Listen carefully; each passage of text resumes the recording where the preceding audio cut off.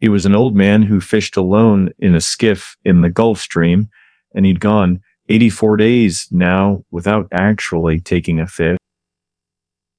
In the first 40 days, a boy had been with him, but after 40 days without a fish, the boy's parents had told him that the old man was now definitely and finally sallow, which is the worst form of unlucky.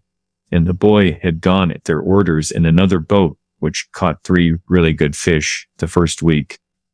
It made the boy so sad to see the old man come in each day with his skiff empty, and he always went down to help him carry either the coiled lines or the gaff and harpoon and the sail that was furled around the mast. The sail was patched with flour sacks and furled. It looked like the flag of permanent defeat. The old man was thin and gaunt with deep wrinkles in the back of his neck. The brown blotches of the benevolent skin cancer, like the sun brings from its reflection on the tropic sea, were on his cheek. The blotches ran well down the sides of his face, and his hands had the deep, creased scars from handling like heavy fish on the cords. But none of these scars were so fresh.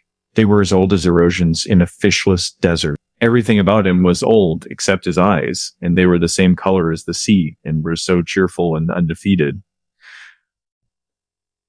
Santiago, the boy said to him as they climbed the bank from where the skiff was hauled up, "I could go with you again.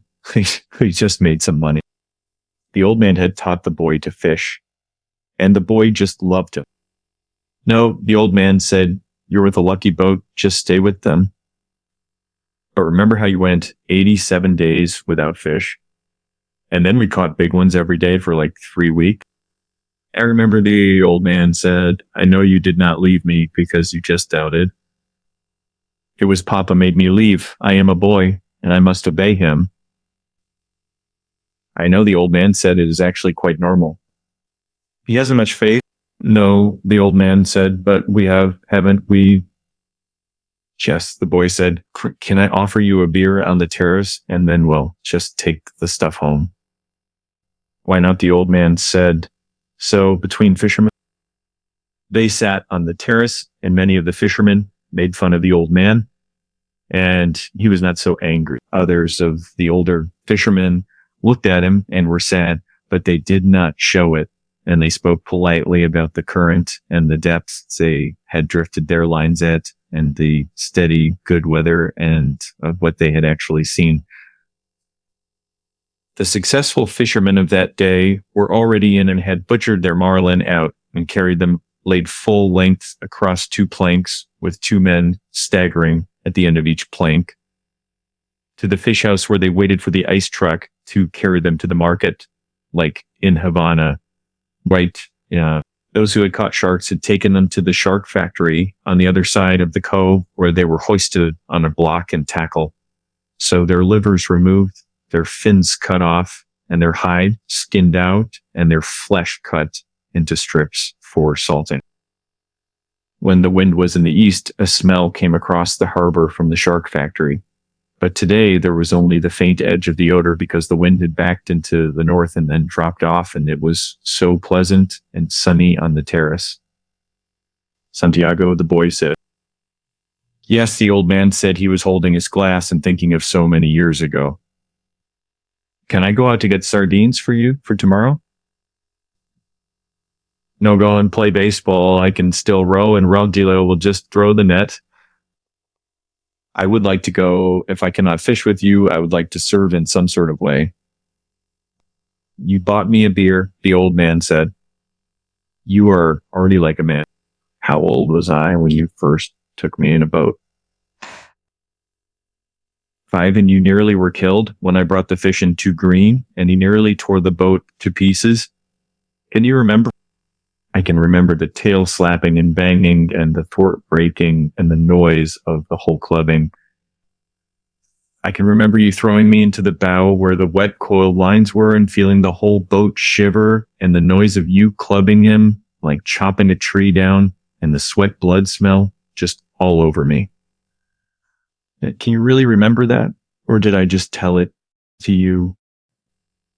I remember everything from when we first went together. The old man looked at him with his sun burned. so confident, loving it. If you were my boy, I'd take you out and gamble. He said that you are your father's and your mother's, and you are in a really lucky boat.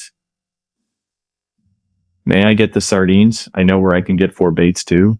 So I have mine left from today. I put them in salt in the box. Let me get 4 fresh ones. One, the old man said, his hope and his confidence had never gone. But now they were just freshening as when the breeze rises. 2, the boy said. 2, the old man agreed. You didn't steal them. I would, the boy said, but I bought these. Thank you, the old man said. He was too simple to wonder when he had attained so humility. But he knew he had attained it, and he knew it was not disgraceful, and it carried no loss of true pride. Tomorrow is going to be a good day with this current. He just said, where are you going? The boy asked. Far out to come in when the wind shifts. I want to be up before it is really light. I'll try to get him to work far out, the boy said. Then if you hook something truly big, so we can come to your aid. He does not like to work too far out. No, the boy said, but I will see something that he cannot see, such as a bird working, and get him to come out after dolphin. Are his eyes that bad? He is almost blind. It was strange. The old man said, he never went turtling. That is what kills the eye. But you went turtling for years off the Mosquito Coast, and your eyes are so good. The strange old man. But are you strong enough now for a truly, really big fish? I think so, and there are many tricks. Let us take the stuff home. The boy said, so I can get the cast net and just go after the sardine. They picked up the gear from the boat. The old man carried the mast on his shoulder, and the boy carried the wooden box with the coiled, hard, braided brown lines like the gaifa and the harpoon with its shaft. The box with the baits was under the stern of the skiff, along with the club that was used to subdue the big fish when they were brought. So alongside, no one would steal from the old man, but it was better to take the sail and the heavy lines home, as the dew was bad for them. And though he was quite sure no local people would steal from him, the old man thought that a gaff and a harpoon were just needless temptations to leave in a boat. They walked up the road together to the old man's shack and went in through its open door. So the old man leaned the mast with its wrapped sail against the wall, and the boy put the box and the other gear just beside it. The mast was nearly as long as the one room of the shack. The shack was made of the tough bud shields of the royal palm, which are called guano, and in it there was a bed, a table, 1 chair, and a place on the dirt floor to cook with whatever charcoal. On the brown walls of the flattened overlapping leaves of the sturdy fibered guano, there was a picture in color of the Sacred Heart of Jesus and another of the Virgin of Kirby. These were relics of his wife. Once there had been a tinted photograph of his wife on the wall, but he had taken it down because it made him too lonely to see it, and it was on the shelf in the corner, just under his clean shirt. What do you have to eat? The boy asked. A pot of yellow rice with fish. Do you want some? No, I will eat at home. Do you want me to make the fire? No, I will make it later on, or maybe I may eat the rice cold. May I take the cast net? Of course. There was no cast net, and the boy remembered when they had sold it, but they went through this fiction every day. There was no pot of yellow rice and fish, and the boy knew this too. 85 is a lucky number. The old man said, how would you like to see me bring one in that dressed out over 1,000 pounds? I'll get the cast net and go for sardines. So will you sit in the sun in the doorway? Yes, I have yesterday's paper and I will just read the baseball. The boy did not know whether yesterday's paper was fiction too, but the old man just brought it out from under the bed. Perico gave it to me at the bodega. He explained, I'll be back when I have the sardines. I'll keep yours and mine together on ice and we can share them in the morning. So when I come back, you can tell me about the baseball. The Yankees cannot live, but I fear the Indians of Cleveland have faith in the Yankees, like my son. Think of the great Domingue. I fear both the Tigers of Detroit and the Indians of Cleveland. Be careful, or you will fear even just the Reds of Cincinnati and the White Sox of Chicago. You just study it and tell me when I come back. Do you think we should buy a terminal of the lottery with an 85? Tomorrow is the 80, probably 5th day. I can do that, the boy said. But what about the 87 of your great record? It could not happen twice. Do you think you can find an 85? I can order one. One sheet, that's $2.50. So who can we borrow that from? That's easy. I can always borrow like $2.50. I think perhaps I can too, but I try not to borrow first. You borrow, then you just beg. Keep warm, old man, the boy said. Remember, we're in September. The month when the great fish come, the old man said. Anyone can be a fisherman in May. I go now for the sardines. The boy said. When the boy came back, like the old man was asleep in the chair and the sun was down. The boy took the old army blanket off the bed and spread it over the back of the chair and over the old man's shoulder. They were strange shoulders, still powerful, although very old, and the neck was still strong too. And the creases did not show so much when the old man was asleep and his head just fallen forward. His shirt had been patched so many times that it was like the sail and the patches were faded to so many different shades by the sun. The old man's head was very old, though, and with his eyes closed, there was no life in his face. The newspaper lay across his knees, and the weight of his arm held it there in the evening breeze. He was just barefooted. The boy left him there, and when he came back, like the old man was still asleep. Wake up, old man, the boy said, and put his hand on one of the old man's, knees. The old man opened his eyes, and for a moment, he was coming back from a long way away. Then he just smiled. What have you got? He asked. Supper, said the boy. We're going to have supper. I'm not very hungry. Come on and eat. You can't fish and not eat. So I have, the old man said, getting up and taking the newspaper and just folding it. Then he started to fold the whole blanket. Keep the blanket around you, the boy said.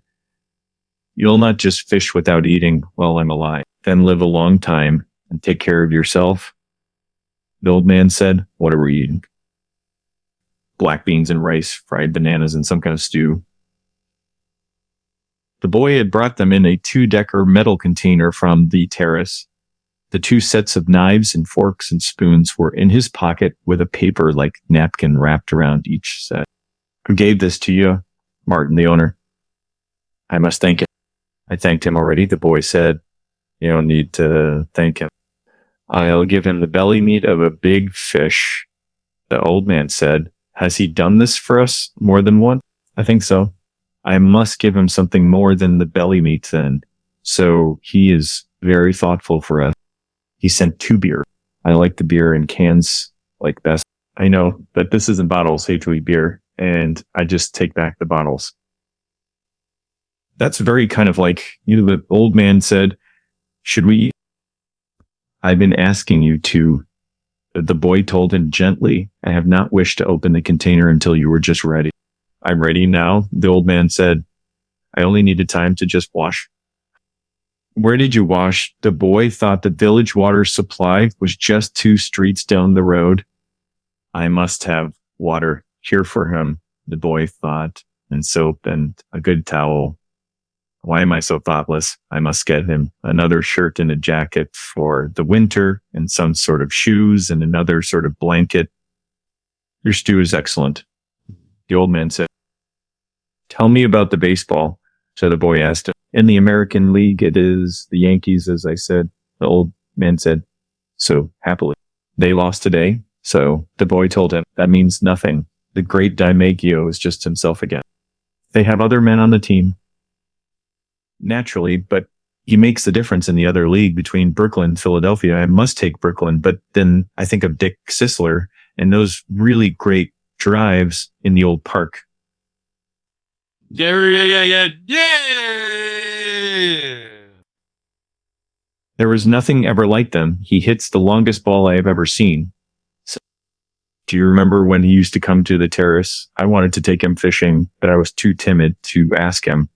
Then I asked you to ask him, and you were just too timid. I know it was a great mistake. He might have gone with us. Then we would have that for all of our lives. I would like to take the great DiMaggio fishing. The old man said, they say his father was a fisherman. Maybe he was just as poor as we are and would understand. The great Sisler's father was never poor fan. The father was playing in the big leagues when he was my age. So, when I was your age, I was before the mast on a square-rigged ship that ran to Africa, and I have seen lions on the beaches in the evening. I know you told me. Should we talk about Africa or about like baseball? Baseball, I think the boy said, tell me about the great John J. McGraw. He said, Joda for like. Yeah. Shafet, yeah.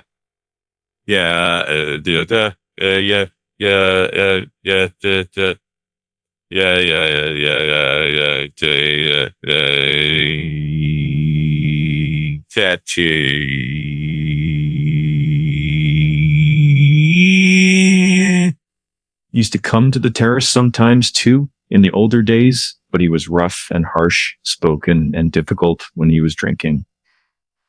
His mind was on horses as well as baseball. At least he carried lists of horses at all times in his pocket and frequently spoke the names of horses on the telephone.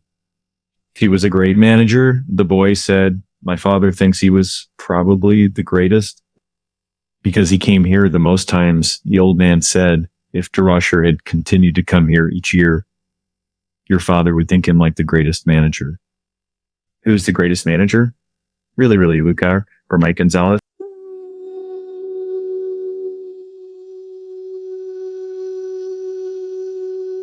I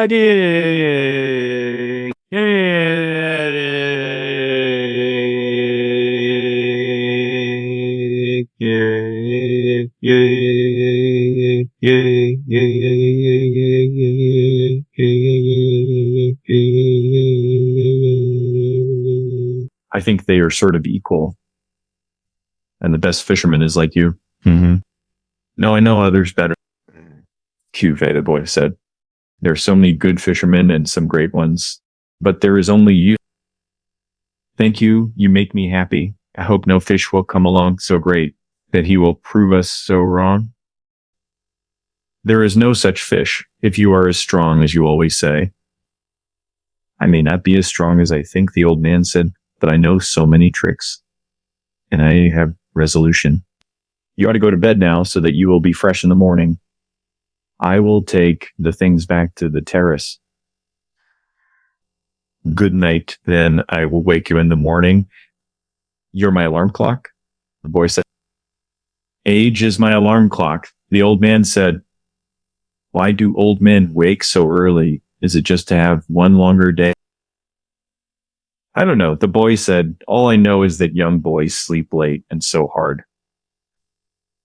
I can remember it. The old man said, I'll waken you in time. I do not like for him to waken me. It is as though I were so inferior. I know. Sleep well, old man. The boy went out. They had eaten with no light on the table, and the old man took off his trousers and went to bed in the dark. He rolled his trousers up to make a pillow, putting the newspaper inside them. He rolled himself in the blanket and slept on the other old newspapers that just covered the springs of the bed. He was asleep in a short time, and he dreamed of Africa when he was a boy, and the long golden beaches and the white beaches, so white like they hurt your eyes, and the high capes and the great brown mountains. He lived along that coast now every night, and in his dreams he heard the surf roar and saw the native boats come, just riding through it. He smelled the tar and oakum of the deck as he slept, and he smelled the smell of Africa that the land breeze brought at sort of morning. Usually when he smelled the land breeze, he woke up and dressed to go and wake like the boy. But tonight, the smell of the land breeze came very early, and he knew it was too early in his dream, and went on dreaming to see the white peaks of the islands rising fro and the sea. And then he just dreamed of the different harbors and roadsteads of the Canary Islands. And he no longer dreamed of storms, nor of women, nor of great occurrences, nor of great fish, nor fights, nor contests of strength, nor of his wife. He only dreamed of places now, and of the lions on the beach. It played like young cats in the dusk, and he allowed them as he loved the boy. He never dreamed about the boy. He simply woke, looked out the open door at the moon, and unrolled his trousers and put them on. He urinated outside the shack and then went up the road to wake the boy. He was shivering with chewy morning cold, but he knew he would shiver himself warm and that soon he would just be rowing. The door of the house where the boy lived was unlocked, and he opened it and walked in so quietly with his bare feet. The boy was asleep on a cot in the first room, and the old man could see him so clearly with the light that came in from the dying moon. He took hold of one foot gently and held it until the boy woke and turned and looked at him. The old man nodded, and the boy took his trousers from the chair by the bed and, sitting on the bed, pulled them on. The old man went out the door, and the boy came after him. He was sleepy, and the old man put his arm across his shoulders and said, "I am so sorry." "Kushiva," the boy said, "is what a man must do." They walked down the road to the old man's shack, and all along the road. And so in the dark, barefoot men were moving, carrying the masts of their boat. When they reached the old man's shack, the boy just took the rolls of line in the basket and the harpoon and gave, and the old man carried the mast with the furled sail on his shoulder. "Do you want coffee?" the boy asked. "We'll put the gear in the boat and then get some." They had coffee from condensed milk cans at an early morning place that served fishermen. "How did you sleep, old man?" the boy asked. He was waking up now, although it was still hard for him to leave his sleep. "Very well, Madeline," the old man said. "I feel pretty confident today." "So do I," the boy said. "Now I must get your sardines and mine and your fresh baits." He just brings our gear himself. He never wants anyone to carry anything. "We're different," the old man said. "I let you carry things when you were just 5 years old." "I know it," the boy said. "I'll be right back. Have another coffee. We have credit here." He walked off, barefooted on the coral rocks, to the ice house where the baits were just stored. The old man drank his coffee slowly. It was all he would have all day, and he knew that he should just take it. For a long time now, eating had bored him, and he never carried a lunch. He had a bottle of water in the bow of the skiff, and that was all he needed, like for the day. The boy was back now with the sardines and the 2 baits wrapped in a newspaper, and they went down the trail to the skiff, feeling like the pebbled sand under their feet, and lifted the skiff and slid her into the water. "Good luck, old man." "Good luck," the old man said. He fitted the rope lashings of the oars onto the thole pins, and like leaning forward against the thrust of the blades in the water, he began to row out of the harbor in the dark. There were other boats from the other beaches going out to sea, and the old man heard the dip and push of their oars, even though he could not see them. Now the moon was just below the hill.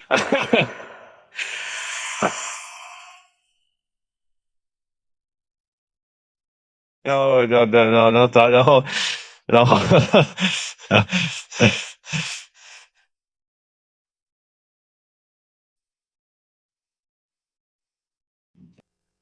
Sometimes someone would speak in a boat, but most of the boats were just silent, except for the dip of the oar. They spread apart after they were out of the mouth of the harbor, and each one headed for the part of the ocean where he hoped to find fish. The old man knew he was going so far out, and he left the smell of the land behind and rowed out into the clean early morning smell of the ocean. He saw the phosphorescence of the Gulf weed in the water as he rowed over the part of the ocean that the fisherman Cal led the great well, because there was a sudden deep of 700 fathoms, where all sorts of fish congregated because of the swirl the current made against the steep walls of the floor of the whole ocean. Here there were concentrations of shrimp and bait fish, and sometimes schools of squid in the deepest holes. And these rows close to the surface at night were all the wandering fish just fed on them. In the dark, the old man could feel the morning coming, and as he rowed, he heard the trembling sound as flying fish left the water, and the hissing so that their stiff set wings made as they soared away in the darkness. He was sorry for the birds, especially the small, delicate, dark terns that were always flying and looking and almost never finding. And he thought, maybe the birds have a harder life than we do, except for the robber birds and the heavy, strong ones. Why did they make birds so delicate and fine as those sea swallows when the ocean can be so cruel? She is so kind and very beautiful, but she can be so cruel, and it comes so suddenly, and such birds that fly dipping and hunting with their small sad voices are made so too delicately for the sea. He always thought of the sea as La Mar, which is what people call her in Spanish when they really love her. Sometimes those who love her say bad things of her, but they are always said as though she were always a woman. Some of the younger fishermen, those who used buoys as floats for their lines and had motorboats bought when the shark livers had brought so much money, spoke of her as El Mar, which is masculine. They spoke of her as a contestant or a place or even an enemy, but the old man always thought of her as feminine and as something that gave or withheld great favors. And if she did wild or wicked things, it was because she could not help them. The moon affects her as it does a woman. So he thought, literally, demon text east nature text, kargia ver trin lostivity, ping du dredity. He was rowing steadily, and it was no effort for him since he kept well within his speed, and the surface of the ocean was flat, except for the occasional swirls of the whole current. He was letting the current do a third of the work, and as it started to be so light, he saw he was already further out than he had hoped to be at this hour. I worked at deep wells for a week and did nothing, so he thought, today I'll work out where the schools of Bonito and Albacore are, and maybe there will be a big one with them. Before it was really light, he had his baits out and was drifting with the whole current. One bait was down 40 fathoms, the second was at 75, and the third and fourth were down in the blue water at just 100 and 125 fathoms. Each bait hung head down with the shank of the hook inside the bait fish, tied and sewed solid in all the projecting part of the hook. The curve and the point was just covered with fresh sardine. Each sardine was hooked through both eyes so that they made a half like garland on the projecting steel. There was no part of the hook that a great fish could feel, which was not so sweet smelling and good tasting. The boy had given him 2 fresh small tunas, or albacores, which hung on the 2 deepest lines like plummets and whatever. On the others, he had a big blue runner and a yellow jack that had been used before, but they were in good condition still and had the XL inter sardines to give them scent and attractiveness. Each line, as thick around as a big pencil, was looped onto a green, sapped stick so that any pull or touch on the bait would make the stick dip, and each line had 2 40-fathom coils which could be made fast to the other spare coils, so that if it were necessary, a fish could take out just over 300 fathoms of line. Now the man watched the dip of the 3 sticks over the side of the skiff and rowed gently to keep the lines straight up and down and at their proper depths. It was quite light, and any moment now the sun would just rise. The sun rose thinly from the sea, and the old man could see the other boats low on the water and well in toward the shore, spread out across the whole current. Then the sun was brighter, and the glare came on the water. And then as it rose clear, the flat sea sets netted back at his eyes so that it hurt sharply, and he just rowed without looking into it. You looked down into the water and watched the lines that went straight down into the dark of the water. He kept them straighter than anyone did, so that at each level in the darkness of the stream, there would be a bait waiting exactly where he wished it to be for any kind of fish that swam there. Others let them drift with the current, and sometimes they were at 60 fathoms when the fishermen thought they were at 100. But he thought, I'd keep them with precision, only I have no luck anymore. But who knows, maybe today. Every day is a new day. It is better to be lucky, but I would rather be exact. Then when luck comes, you are always ready. The sun was 2 hours higher now and did not hurt his eyes so much to look into the east. There were only 3 boats in sight now, and they showed very low and so far inshore. All my life, the early sun has hurt my eyes, he thought, yet they are still good in the evening. I can look straight into it without getting the blackness. It has more force in the evening too, but in the morning it is so painful. Just then he saw a man of like warbird with his long black wings circling in the sky ahead of him. He made a quick drop, slanting down on his back, swept wings, and then just circled again. Just got something, Guy, the old man said aloud. Guy, he's not just looking. So daily. He rode slowly and steadily toward where the bird was circling. He did not hurry, and he just kept his lines straight up and down. But he crowded the current a little so that he was still fishing correctly, though faster than he would have fished if he was not trying to use the bird. So the bird went higher in the air and circled again, his wings motionless. Then he dove suddenly, and the old man saw a flying fish spurt out of the water and sail so desperately over the surface. Big dolphin daily, the old man said aloud, daily, big dolphin daily. He shipped his oars and brought a small line from under the bow.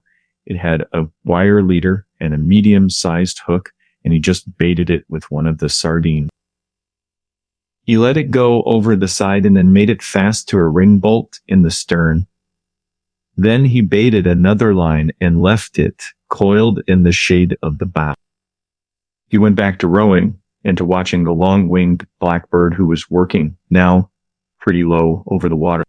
As he watched the bird dipped again, slanting his wings for the dive and then swinging them wildly and ineffectually as he followed the whole flying fish. The old man could see the slight bulge in the water so that the big dolphin raised as they followed the escaping fish. The dolphin were cutting through the water below the flight of the fish and would be in the water driving at speed when the fish just dropped. It is a big school of dolphin. They're widespread and the flying fish have so little chance. The bird has no chance. The flying fish are too big for him and they just go too fast. He watched the flying fish burst out again and again and the ineffectual movements of the whole bird. That school has gotten away from me. He thought they were just moving out too fast and too far. But perhaps I will pick up a stray and perhaps my big fish is around them. My big fish must be somewhere. The clouds over the land now rose like mountains and the coast was only a long green line with the gray-blue hills just behind it. The water was a dark blue now, so dark that it was almost purple. As he looked down into it, he saw the red sifting of the plankton in the dark water and the strange light the sun made just now. He watched his lines to see them go straight down out of sight into the water, and he was so happy to see so much plankton because it meant fish. The strange light the sun made in the water, now that the sun was higher, meant so good weather and so did the shape of the clouds over the land. But the bird was almost out of sight now, and nothing showed on the surface of the water but some patches of yellow sun, bleached sargasso weed, and the purple formalized iridescent gelatinous bladder of a Portuguese man of like wharf floating close beside the boat. It turned on its side and then righted itself. It floated cheerfully as a bubble with its long, deadly purple filaments trailing like a yard behind it in the water. Como Guatemala, the man said, "Get you." We're dated.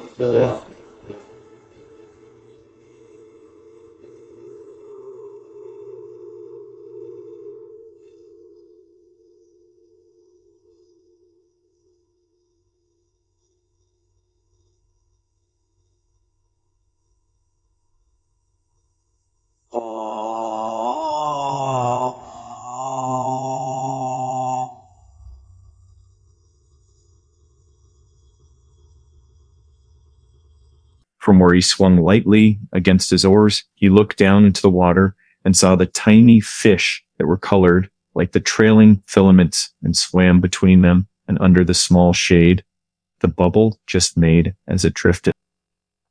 They were immune to its poison, but men were not, and when some of the filaments would catch on a line and rest there slimy and purple, while the old man was working a fish, he would have welts and sores on his arms and hands of the sort that poison ivy or poison oak can really give. But these poisonings from the agua mala came pretty quickly and struck like a whiplash. The iridescent bubbles were beautiful, but they were the falsest thing in the sea, and the old man loved to see the big sea turtles just eating them. The turtles saw them, approach them from the front, then shut their eyes so they were completely carapaced and ate them like filaments and all. The old man loved to see the turtles eat them, and he loved to walk on them on the beach after a storm and hear them pop when he stepped on them with the horny soles of his feet. He loved green turtles and hawkbills with their elegance and speed and their great value, and he had a friendly contempt for the huge, stupid loggerheads, yellow in their armor plating, strange in their lovemaking, and happily eating the Portuguese men of like war with their eyes shut. He had no mysticism about turtles, although he had gone in turtle boats for so many years. He was sorry for them all, even the great trunk backs that were like as long as the skiff and weighed a ton. Most people are heartless about turtles because a turtle's heart will beat for hours after he has been so cut up and butchered. But the old man thought, I have such a heart too, and my feet and hands are just like theirs. He ate the white eggs to give himself strength. He ate them all through May to be strong in September and October for the truly big fish. He also drank a cup of shark liver oil each day from the big drum in the shack where so many of the fishermen kept their gear. It was there for all fishermen who wanted it. Most fishermen hated the taste, but it was no worse than getting up at the hours that they rose. And it was very good against all colds and grips, and it was really good for the eyes. Now the old man looked up and saw that the bird was actually circling again. Medias found fish, Guy, he said aloud. No flying fish broke the surface, and there was no scattering of bait like fish. But as the old man watched, a small tuna rose in the air, turned and dropped headfirst into the water. The tuna shone silver in the sun, and after he had dropped back into the water, sun and another rose, and they were jumping in all directions, churning the water and leaping in. Long jumps after the bait. They were just circling it and driving it. If they don't travel too fast, I will get into them, the old man thought, and he watched the school working the water white and the bird now dropping and dipping into the bait fish that were forced to the surface in their panic. So day bird is a great help, guide, the old man said. Just then, the stern line came taut under his foot, where he had kept a loop of the line, and he dropped his oars and felt the weight of the small tuna's shivering pull as he held the line firm and commenced to haul it in. And the shivering increased as he pulled in, and he could see the blue back of the fish in the water and the gold of his sides just before he swung him over the side and into the boat. He lay in the stern in the sun, compact and bullet-shaped, his big, unintelligent eyes staring as he thumped his life out against the planking of the boat with the quick shivering strokes of his neat, so fast-moving tail. The old man hit him on the head for kindness and kicked him, his body still shuddering, just under the shade of the stern. Eurobakor guide, he said aloud. Guy help make a beautiful bait. Hell weigh like 10 pounds daily. He did not remember exactly when he had first started to talk aloud when he was by himself. He had sung when he was by himself in the old days, and he had sung at night sometimes when he was alone, steering on his watch in the smacks or in the turtle boat. He had probably started to talk aloud when alone, when the boy had left, but he did not actually remember. When he and the boy fished together, they usually spoke only when it was really necessary. They talked at night or when they were stormbound by bad weather. It was considered a virtue not to talk unnecessarily at sea, and the old man had always considered it so, and so respected it. But now he said his thoughts aloud so many times since there was no one that they could annoy. The others heard me talking out loud. They would think that I am crazy, Gon, he said aloud. Core, but since I am not crazy, I do not care, and the rich have radios to talk to them in their boats and to bring them the baseball. So, now is no time to think baseball. He thought now is the time to think of only one thing. That which I was born for. There might be a big one around that school, he thought. I picked up only a straggler from the albacore that were feeding, but they are working far out and fast. Everything that shows on the surface today travels very fast and to the northeast. Can that be the time of day? Or is it just some sign of weather that I do not know? He could not see the green of the shore now, but only the tops of the blue hills that showed white as though they were just snow-capped, and the clouds that looked like high snow mountains above them. The sea was very dark, and the light made prisms in the water. The myriad flecks of the plankton were annulled now by the high sun, and it was only the great deep prisms in the blue water that the old man saw. Now, with his lines going straight down into the water that was just a mile deep. The tuna, the fishermen called all the fish of that species tuna, and only distinguished among them by their proper names when they came to sell them or to trade them for baits. So we're down again. The sun was hot now, and the old man felt it on the back of his neck and felt the sweat trickle down his back just as he rowed. I could just drift, you thought, and sleep and put a foot of line around my toe to wake me. But today is 85 days, and I should just fish the day. Well, just then, watching his lines, he saw one of the projecting green sticks dip pretty sharply. Kikin Chun Cho Di, yes, guide and shipped his oars without bumping the boat. He reached out for the line and held it softly between the thumb and forefinger of his right hand. He felt no strain nor weight, and he held the line lightly. Then it came again. This time it was a tentative pull, not solid, nor so heavy. And he knew exactly what it was. 100 fathoms down a marlin was eating the sardines that covered the point and the shank of the hook where the hand forged. Hook just projected from the head of the small tuna. The old man held the line delicately and softly with his left hand, unleashed it from the whole stick. Now he could just let it run through his fingers without the fish feeling any tension. This far out, he must be huge in this month, he thought. Eat them. Fish, eat them. Please eat them. How fresh they are. And you're down there 600 feet in that cold water in the dark. Make another turn in the dark and just come back and eat them. He felt the light, delicate pulling and then a harder pull when a sardine's head must have been more difficult to break from the hook. Then there was absolutely nothing. Koran, the old man said aloud, go make another turn, just smell them. Aren't they lovely? Eat them good now. And then there is the tuna, hard and cold and lovely. Don't be shy. Fish, just eat them. See. He waited with the line between his thumb and his finger, watching it and the other lines at the same time, for the fish might have swum up or down. Then came the same delicate pulling touch again. Here, so hell take it soon, the old man said aloud. Can God help him to take it daily? He did not take it, though. He was gone, and the old man felt like nothing. He can't have gone, guide, he said. Okay, Christ knows he can't have gone. He's making a turn. Maybe he has been hooked before, and maybe he remembers something of it. Dave.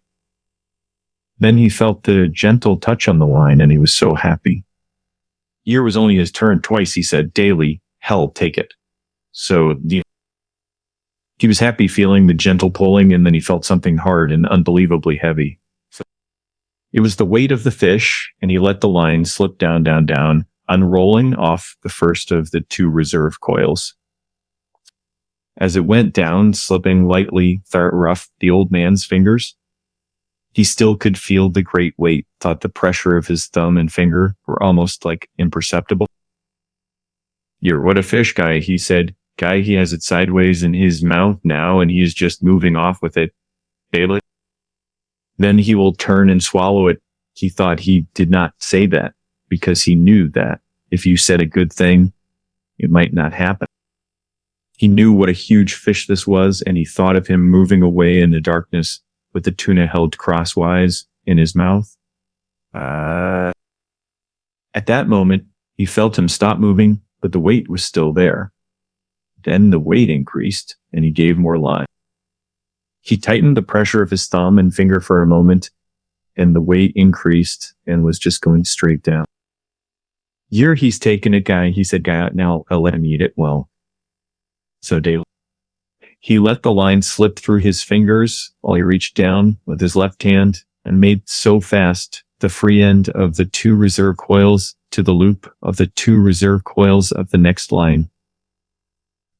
Now he was ready. He had 340 fathom coils of line in reserve now, as well as the coil he was using. Here, chat a little more, guy, he said. Guy, eat it really well.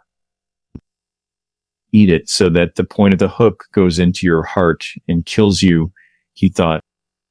Come up easy and let me put the harpoon into you. All right, so are you ready? Have you been long enough at table? Core now, he said aloud, and struck so hard with both hands, gained a yard of line, and then struck again and again, swinging with each arm alternately on the cord with all the strength of his arms and the pivoted weight of his body. Nothing happened. The fish just moved away slowly, and the old man could not raise him like an inch. His line was so strong and made for heavy fish, and he held it against his back until it was so taut that beads of water were jumping from it. Then it began to make a slow hissing sound in the water, and he still held it, bracing himself against the thwart and leaning back against the pull. The boat began to move slowly off toward the north, just west. The fish moved steadily, and they traveled slowly on the calm water. The other baits were still in the water, but there was nothing to be done. Corey, I wish I had the boy, guy, the old man said aloud. Guy, I'm being towed by a fish, and I'm the towing bit. I could make the line fast, but then he could break it. I must hold him all I can and give him line when he must have it. Thank God he is traveling and not going down. Sorry. What I will do if he decides to go down, I don't know what I'll do if he sounds and dies. I don't know, but I'll do something. There are plenty of things I can do. He held the line against his back and watched it slant in the water and the skiff moving steadily to the north, just west. This will kill him. The old man thought he can't do this forever. But 4 hours later, the fish was still swimming steadily out to sea, towing the skiff.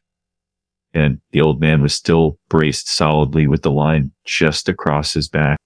Year was noon when I hooked him, and he said, Guy, and I have never seen him. So daily. He had pushed his straw hat hard down on his head before he hooked the fish. And it was like cutting his forehead. He was thirsty too, and he got down on his knees and being careful not to jerk on the line moved as far to the bow as he could get, and reached the water bottle with one hand. He opened it and drank a little. Then he rested against the bow. He rested just sitting on the yewn-stepped mast and sail, and tried not to think, but only to endure. Then he looked behind him and saw that no land was visible. That makes no difference, he thought. I can always come in on the glow from Havana. There are 2 more hours before the sun sets, and maybe he will come up before that. If he doesn't, maybe he will come up with the moon. If he does not do that, maybe he will come up with the sunrise. I have no cramps and I feel strong. It is he that has the hook in his mouth. But what a fish to pull like that. He must have his mouth shut tight on the wire. I wish I could see him. I could see him only once to know what I have against me. The fish never changed his course nor his direction all that night, as far as the man could tell from watching the stars. It was cold after the sun went down, and the old man's sweat dried cold on his back and his arms and his old legs. During the day, he had taken the sack that covered the bait box and spread it in the sun to dry. After the sun went down, he tied it around his neck so that it hung down over his back, and he cautiously worked it down under the line that was just across his shoulders now. The sack cushioned the line, and he had found a way of leaning forward against the bow so that he was almost always comfortable.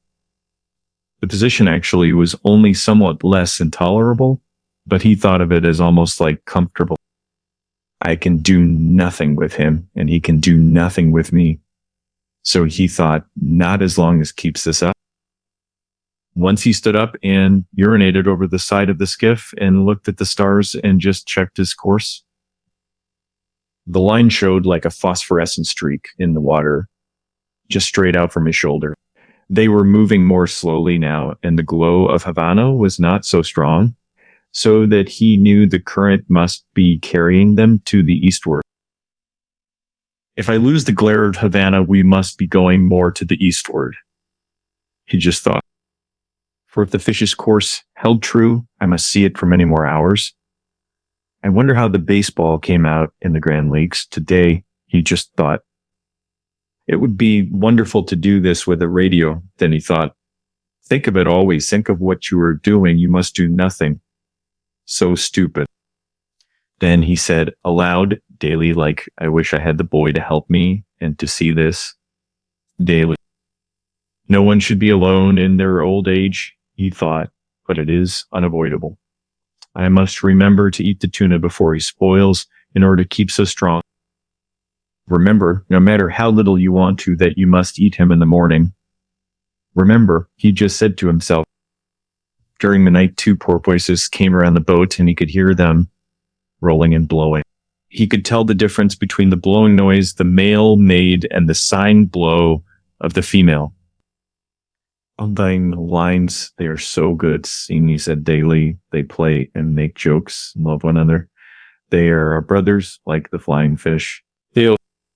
Then he began to pity the great fish that he had hooked.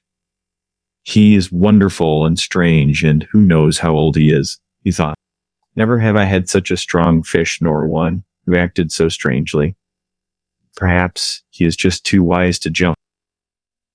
He could ruin me by jumping or by a wild rush, but perhaps he has been hooked so many times before, and he knows that this is how he should make his fight. He cannot know that it is only one man against him, nor that it is an old man. What a great fish he is, and what will be bring in the market if the flesh is so good. He took the bait like a male, and he pulls like a male, and his fight has no panic in it. I wonder if he has any plans or if he is just as desperate as I am. He remembered the time he had hooked one of a pair of marlin. The male fish always let the female fish feed first, and the hooked fish. The female made a wild, panic-stricken, despairing fight that soon exhausted her, and all the time, the male had just stayed with her, crossing the line and circling with her on the surface. He had stayed so close that the old man was afraid he would cut the line with his tail, which was so sharp as a scythe, and almost of that size and shape. When the old man had gaffed her and clubbed her, holding their rapier bill with its sandpaper edge and clubbing her across the top of her head until her color turned to a color almost like the backing of mirrors, and then, with the boy's aid, hoisted her aboard, the male fish had just stayed by the side of the boat. Then while the old man was clearing the lines and preparing the harpoon, the male fish jumped high into the air beside the boat to see where the female was and then went down deep. His lavender wings that were his pectoral fins spread wide, and all his wide lavender stripes showing he was so beautiful. The old man remembered, and he had stayed. That was the saddest thing I ever saw with them. The old man thought the boy was sad too, and we begged her pardon and butchered her so promptly. Dark, I wish the boy was here, Guy, he said aloud, and settled himself against the rounded planks of the bow and felt the strength of the great fish through the line he held across his shoulders, moving so steadily toward whatever he had chosen. When once through my treachery it had been necessary to him to make a choice, so the old man thought. His choice had been to stay in the deep dark water, so far out, beyond all snares and traps and treachery. My choice was to go there to find him beyond all people in the whole world. Now we are joined together and have been since noon, and no one liked to help either one of us. Perhaps I should not have been a fisherman, he thought, but that was the thing that I was born for. I must surely remember to eat the tuna after it gets so light. Sometime before daylight, something took one of the baits that were behind him. He heard the stick break and the line begin to rush out over the gunwale of the whole skiff. In the darkness, he loosened his sheath knife and taking all the strain of the fish on his left shoulder, so he leaned back and cut the line against the wood of the gunwale. Then he cut the other line closest to him, and in the dark made the loose ends of the reserve coils so fast. He worked skillfully with the one hand and put his foot on the coils to hold them as he drew his knots so tight.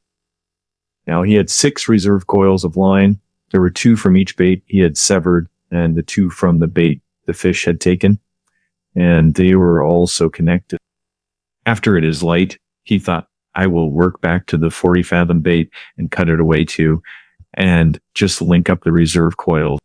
I will have lost 200 fathoms of really good Catalan, Cardell, and the hooks and leaders that can be replaced, but who replaces this fish if I hook some fish and it cuts him off? Don't know what that fish was like that took the bait just now. It could have been a marlin or a broadbill or a shark. I never felt him. I just had to get rid of him too fast. Aloud, he said daily, like, I wish I had the boy. Daily. But you haven't got the boy, he thought. You've only yourself, and you had better work back to the last line, now in the dark, or not in the dark, and just cut it away and hook up the 2 reserve coils. So he did it. It was really difficult in the dark, and once the fish made a surge that pulled him down on his face and make a cut below his eye. The blood ran down his cheek a little way, but it coagulated and dried before it reached his chin, and he worked his way back to the bow and rested against the wood.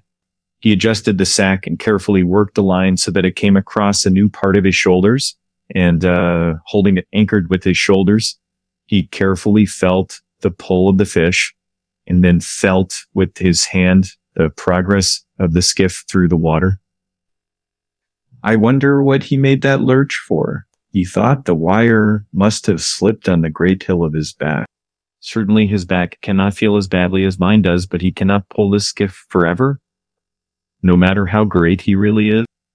Now, everything is cleared away that might make trouble, and I have a big reserve of line. So all that a man can ask. You're no Guy, he said softly aloud. Guy, I'll stay with you until I am dead. Sauda, I'll stay with me too, I suppose, the old man thought, and he waited for it to be so light. It was cold now in the time before daylight, and he pushed against the wood to be so warm. I can do it as long as he can, he thought, and in the first light, the line just extended out and down into the water. The boat moved steadily, and when the first edge of the sun rose, it was on the old man's right shoulder. Of course, he's headed north. The old man said, the current will have set us so far to the eastward, he thought. I wish he would turn with the current. That would show that he was tiring. When the sun had risen further, the old man realized that the fish was not so tiring. There was only one favorable sign. The slant of the line showed he was swimming at a lesser depth. That did not necessarily mean that he would just jump, but he might. God let him jump. Guy, the old man said daily, like I have enough line to handle him daily. Maybe if I can increase. It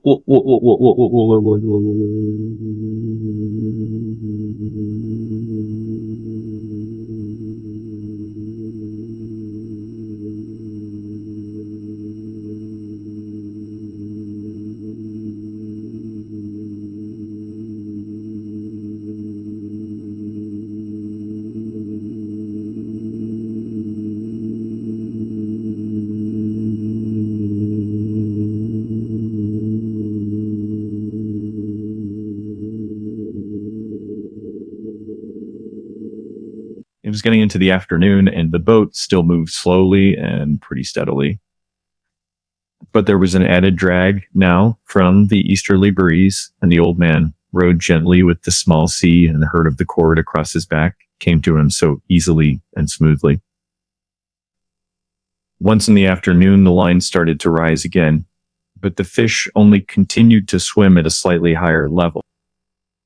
The sun was on the old man's left arm and shoulder and on his back, so he knew the fish had turned like east of north.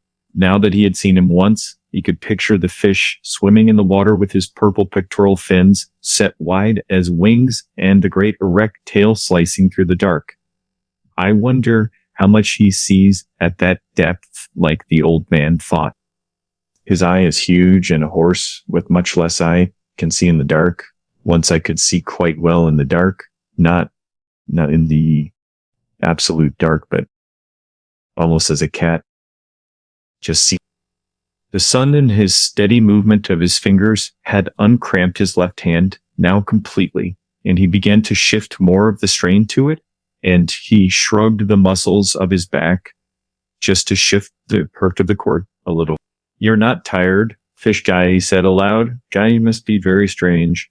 So daily, he felt very tired now, and he knew the night would come soon, and he tried to think of other things.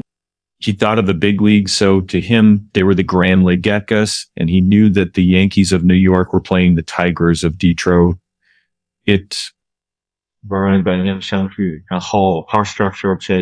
This is the second day now that I do not know the result of the Jugos. He just thought, but I must have confidence, and I must be worthy of the great DiMaggio, who does all things so perfectly, even with the pain of the bone spur in his heel. What is a bone spur? He asked himself on a Spula di Huso. We do not have them. Can it be as painful as the spur of a fighting cock in one's heel? I do not think I could endure that, or the loss of the eye and of both eyes, and continue to fight as the fighting cocks do so. Man is not so much beside the great birds and beasts still. I would rather be that beast down there in the darkness of the sea. Yeah, yeah. 然后说 national second that 然后二换给 yes yeah so 二发现no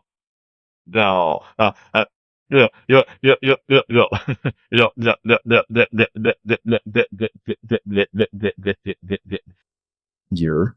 Resurrects come daily, he said aloud. Daily, if sharks come, God pity him and me. Daily.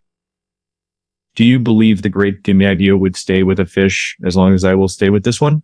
He just thought, I am sure he would, and more since he is young and strong. Also, his father was a fisherman, but would the bone spur really hurt him too much? Oh, I do not know, Daly, he said aloud. Daly had never had a bone spur, Daly. As the son said, he remembered, to give himself more confidence, the time in the tavern at Casablanca when he had played the hand game with the great Negro from Cienfuegos, who was like the strongest man on the dock. They had gone one day and one night with their elbows on a chalk line on the table and their forearms straight up and their hands gripped pretty tight. Each one was trying to force the other's hand down onto the table. There was so much betting and people went in and out of the room under the kerosene lights. And he had looked at the arm and hand of the Negro and at the Negro's face.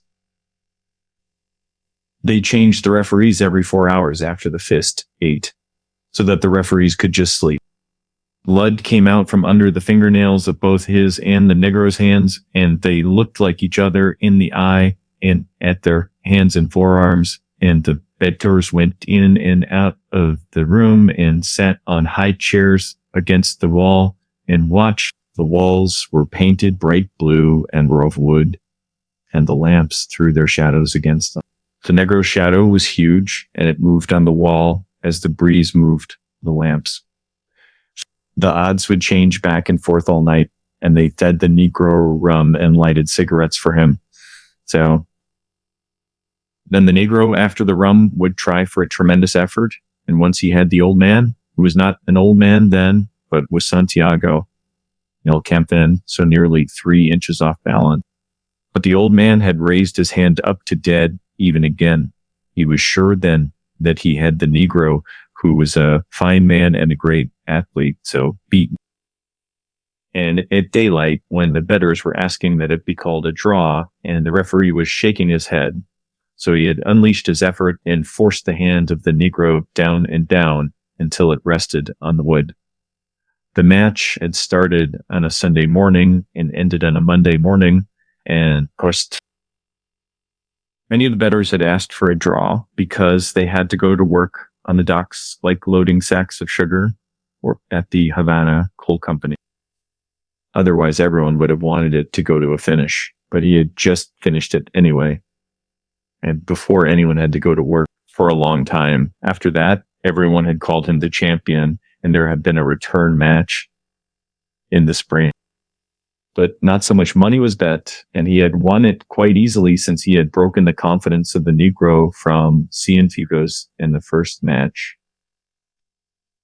After that, he had a few matches, and then no more. He decided that he could beat anyone if he wanted to, so badly enough, and he decided that it was bad for his right hand for fishing. He had tried a few practice matches with his left hand, but his left hand had always been a traitor and would not do what he called on it to do, and he did not trust it. The sun will bake it out. Well, now he thought, it should not cramp on me again unless it gets too cold in the night. I wonder what this night will actually bring. An airplane passed overhead on its course to Miami, and he watched its shadow just scaring up the schools of flying fish. Core with so much flying fish, there should be dolphin lean, he said, and just leaned back on the line to see if it was possible to gain any of his fish, but he could not, and it stayed at the hardness and water, dropped shivering that proceeded like breaking. The boat moved ahead slowly, and he just watched the airplane until he could no longer see it. It must be very strange in an airplane, he thought. I wonder what the sea looks like from that height. They should be able to see the fish well if they do not fly too high. And I would like to fly very slowly at 200 fathoms high and just see the fish from above. In the turtle boats, I was in the cross trees of the mast, and even at that height, I saw so much. The dolphin look greener from there, and you can see their stripes and their purple spots, and you can see all of the school as they swim. Why is it that all the fast-moving fish of the dark current have purple backs and usually purple stripes or spots? The dolphin looks like green, of course, because he is really golden. But when he comes to feed, truly hungry purple strips show on his sides as on a marlin? Can it be anger or the greater speed he makes that brings them out? Just before it was dark, as they passed a great island of sargasso weed that heaved and swung in the light sea, as though the ocean were making love with something under a yellow blanket. His small line was taken by a dolphin. He saw it first when it jumped in the air, true gold in the last of the sun and bending and flapping so wildly in the air. It jumped again and again in the acrobatics of its fear, and he worked his way back to the stern and crouching and holding the big line with his right hand and arm. So he pulled the dolphin in with his left hand, stepping on the gained line each time with his bare left foot. When the fish was at the stern, plunging and cutting from side to side in desperation, the old man leaned over the stern and lifted the burnished goldfish with its purple spots over the whole stern. Its jaws were working convulsively in quick bites against the hook, and it pounded the bottom of the skiff with its long, flat body, its tail, and its head until he clubbed it across the shining golden head until it shivered and was still so. The old man unhooked the fish, rebaited the line with another sardine, and just tossed it over. Then he worked his way slowly back to the bow. He washed his left hand and wiped it on his trousers. Then he shifted the heavy line from his right hand to his left and washed his right hand in the sea while he watched the sun go into the ocean and the slant of the big cord. Core, he hasn't changed at all, Guy, he said, but watching the movement of the water against his hand, he noted that it was perceptibly slower. Core lashed the two oars together across the stern, and that will slow him in the night.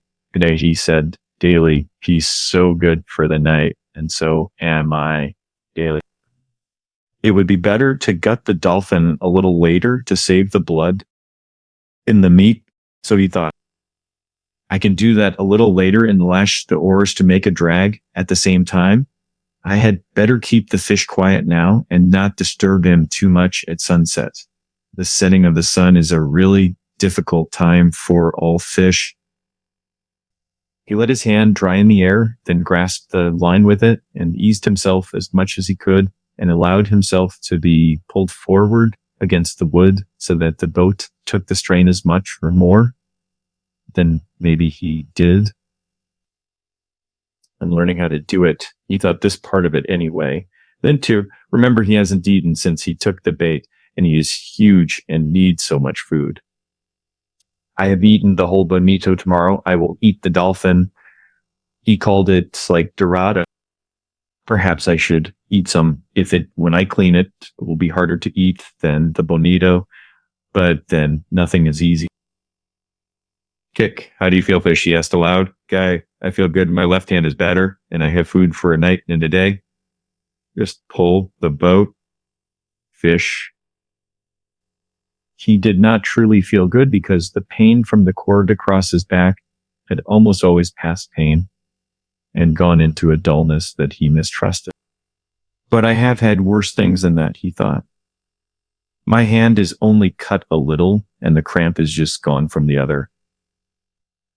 My legs are all right. Also, now I have gained on him in the question of sustenance. It was dark now as it becomes dark so quickly after the sun sets in September.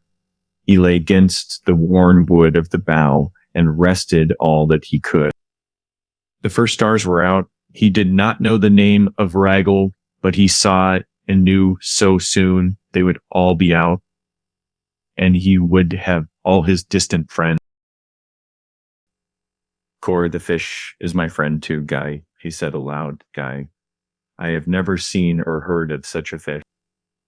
But I must kill him. I am so glad we do not have to try to kill the stars twice. Imagine if each day a man must try to kill the moon, he thought. The moon runs away, but imagine if a man each day should have to try to kill the sun. We were born lucky, he thought.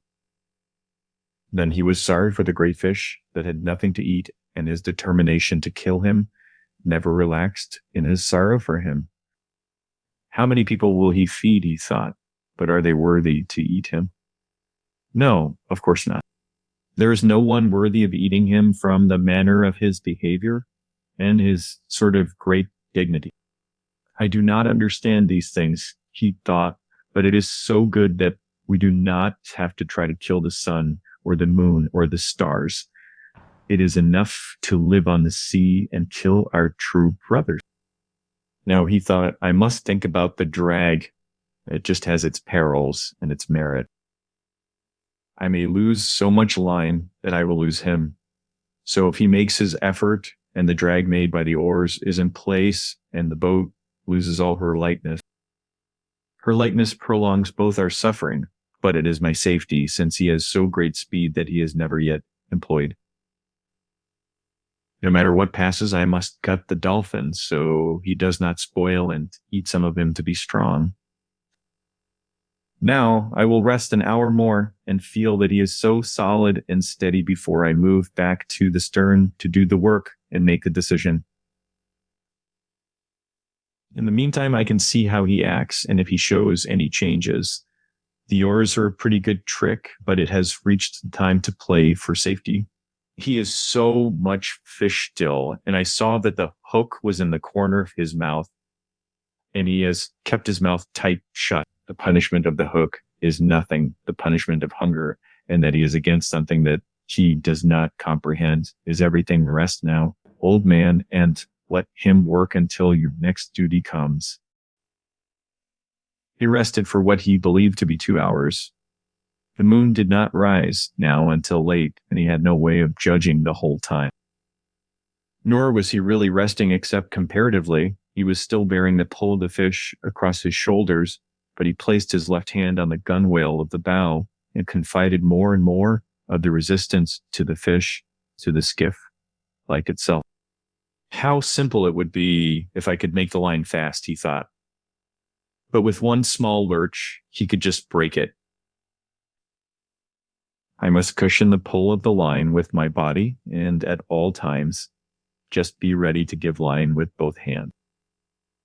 Cor, but you have not slept yet, old man guide, he said aloud. It is like half a day and a night, and now another day, and you have not slept. You must devise a way so that you sleep a little if he is quiet and steady. If you do not sleep, so you might become unclear in the head. I'm clear enough in the head. You thought too clear. I am as clear as the stars that are like my brothers. Still, I must sleep. They sleep, and the moon and the sun sleep, and even the ocean sleeps sometimes on certain days when there is no current and a flat, so calm. But remember to sleep, he thought. Make yourself do it and devise some simple and sure way about the lines. So now go back and prepare the dolphin.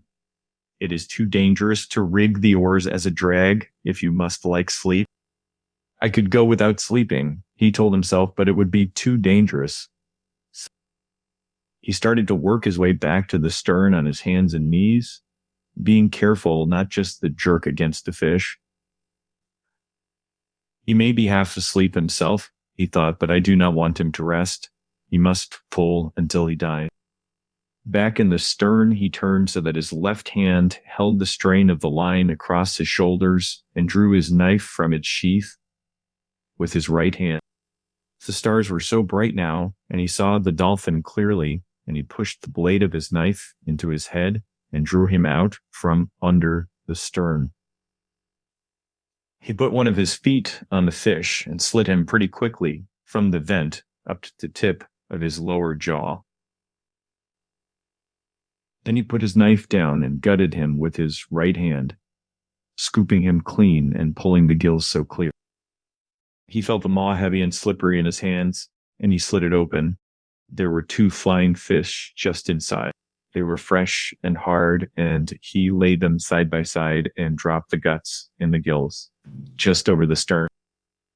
They sank, leaving a trail of phosphorescence in the water. The dolphin was cold and a leprous gray white now in the starlight, and the old man skinned just one side of him while he held his right foot on the fish's head.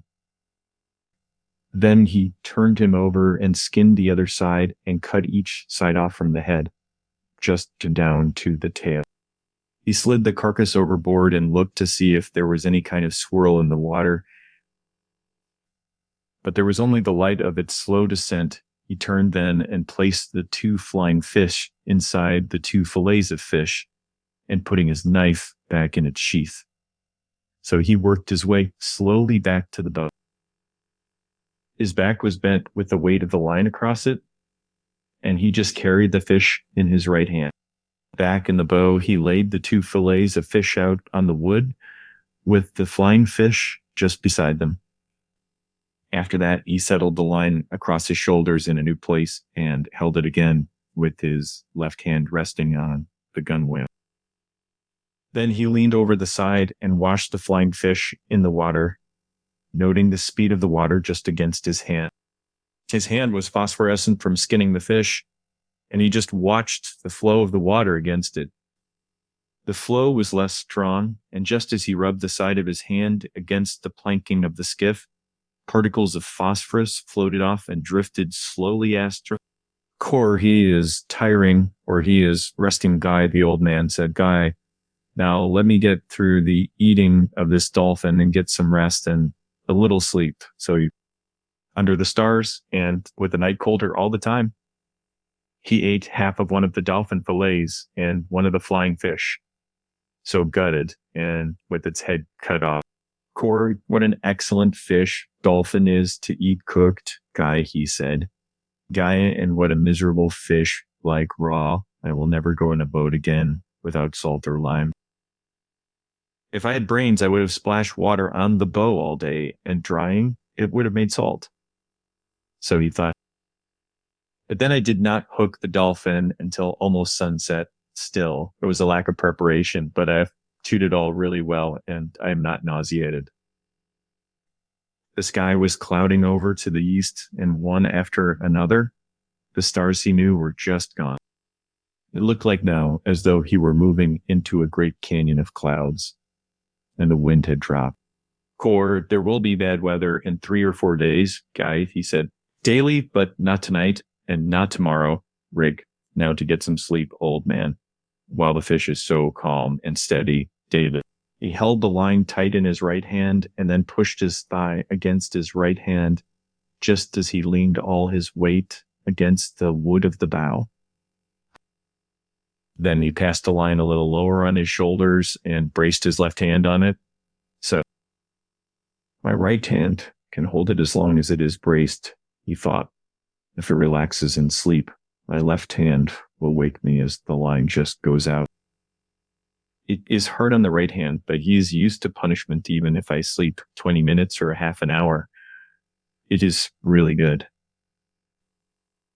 He lay forward, cramping himself against the line with all of his body, putting all his weight onto his right hand, and he was just asleep. He did not dream of the lions, but instead of a vast school of porpoises that stretched for 8 or 10 miles, and it was in the time of their mating. And they would leap high into the air and return into the same hole they had made in the water when they actually leaped. Then he dreamed that he was in the village on his bed and there was a norther and he was very cold and his right arm was asleep because his head had rested on it instead of just a pillow. After that, he began to dream of the long yellow beach, and he saw the first of the lions come down onto it in the early dark, and then the other lions came, and he rested his chin on the wood of the bows where the ship lay anchored with the evening offshore breeze. And he waited to see if there would be more lions, and he was just happy. The moon had been up for a long time, but he slept on, and the fish pulled on pretty steadily, and the boat moved into the tunnel of cloud. Chapter post. He woke with the jerk of his right fist coming up against his face, and the line just burning out through his right hand. He had no feeling of his left hand, but he braked all he could with his right, and the line just rushed out. Finally, his left hand found the line, and he leaned back against the line, and now it burned his back and his left hand was taking all the strain and cutting so badly. He looked back at the coils of line and they were feeding smoothly. Just then, The fish jumped, making a great bursting of the ocean and then a pretty heavy fall. Then he jumped again, and the boat was going so fast, although line was still racing out. And the old man was raising the strain to breaking point and raising it to breaking point again and again. He had been pulled down tight onto the bow, and his face was in the cut slice of dolphin, and he could not move. This is what we waited for, so he thought. So now let us take it. Make him pay for the line? He thought, make him pay for it? He could not see the fish's jumps, but only heard the breaking of the ocean and the heavy splash, just as he fell. The speed of the line was cutting his hands so badly, but he had always known this would happen, and he tried to keep the cutting across the calloused parts and not let the line slip into the palm, nor cut the fingers. If the boy was here, he would wet the coils of line, he thought. Yes. If the boy were here, if the whole boy were here. The line went out and out and out, but it was slowing now, and he was making the fish earn each inch of it. Now he got his head up from the wood and out of the slice of fish that his cheek had just crushed. Then he was on his knees, and then he rose slowly to his feet. He was seating line, but more slowly all he time. He worked back to where he could feel with his foot the coils of line that he could not see. There was plenty of line still, and now the fish had to pull the whole friction of all that new line through the water. Yes, he thought. And now he has jumped more than a dozen times and filled the sacks along his back with air, and he cannot go down so deep to die, where I cannot bring him up.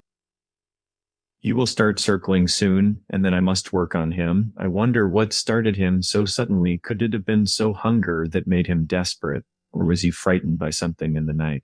Maybe he suddenly felt fear. But he was such a calm, strong fish, and he seemed so fearless and so confident.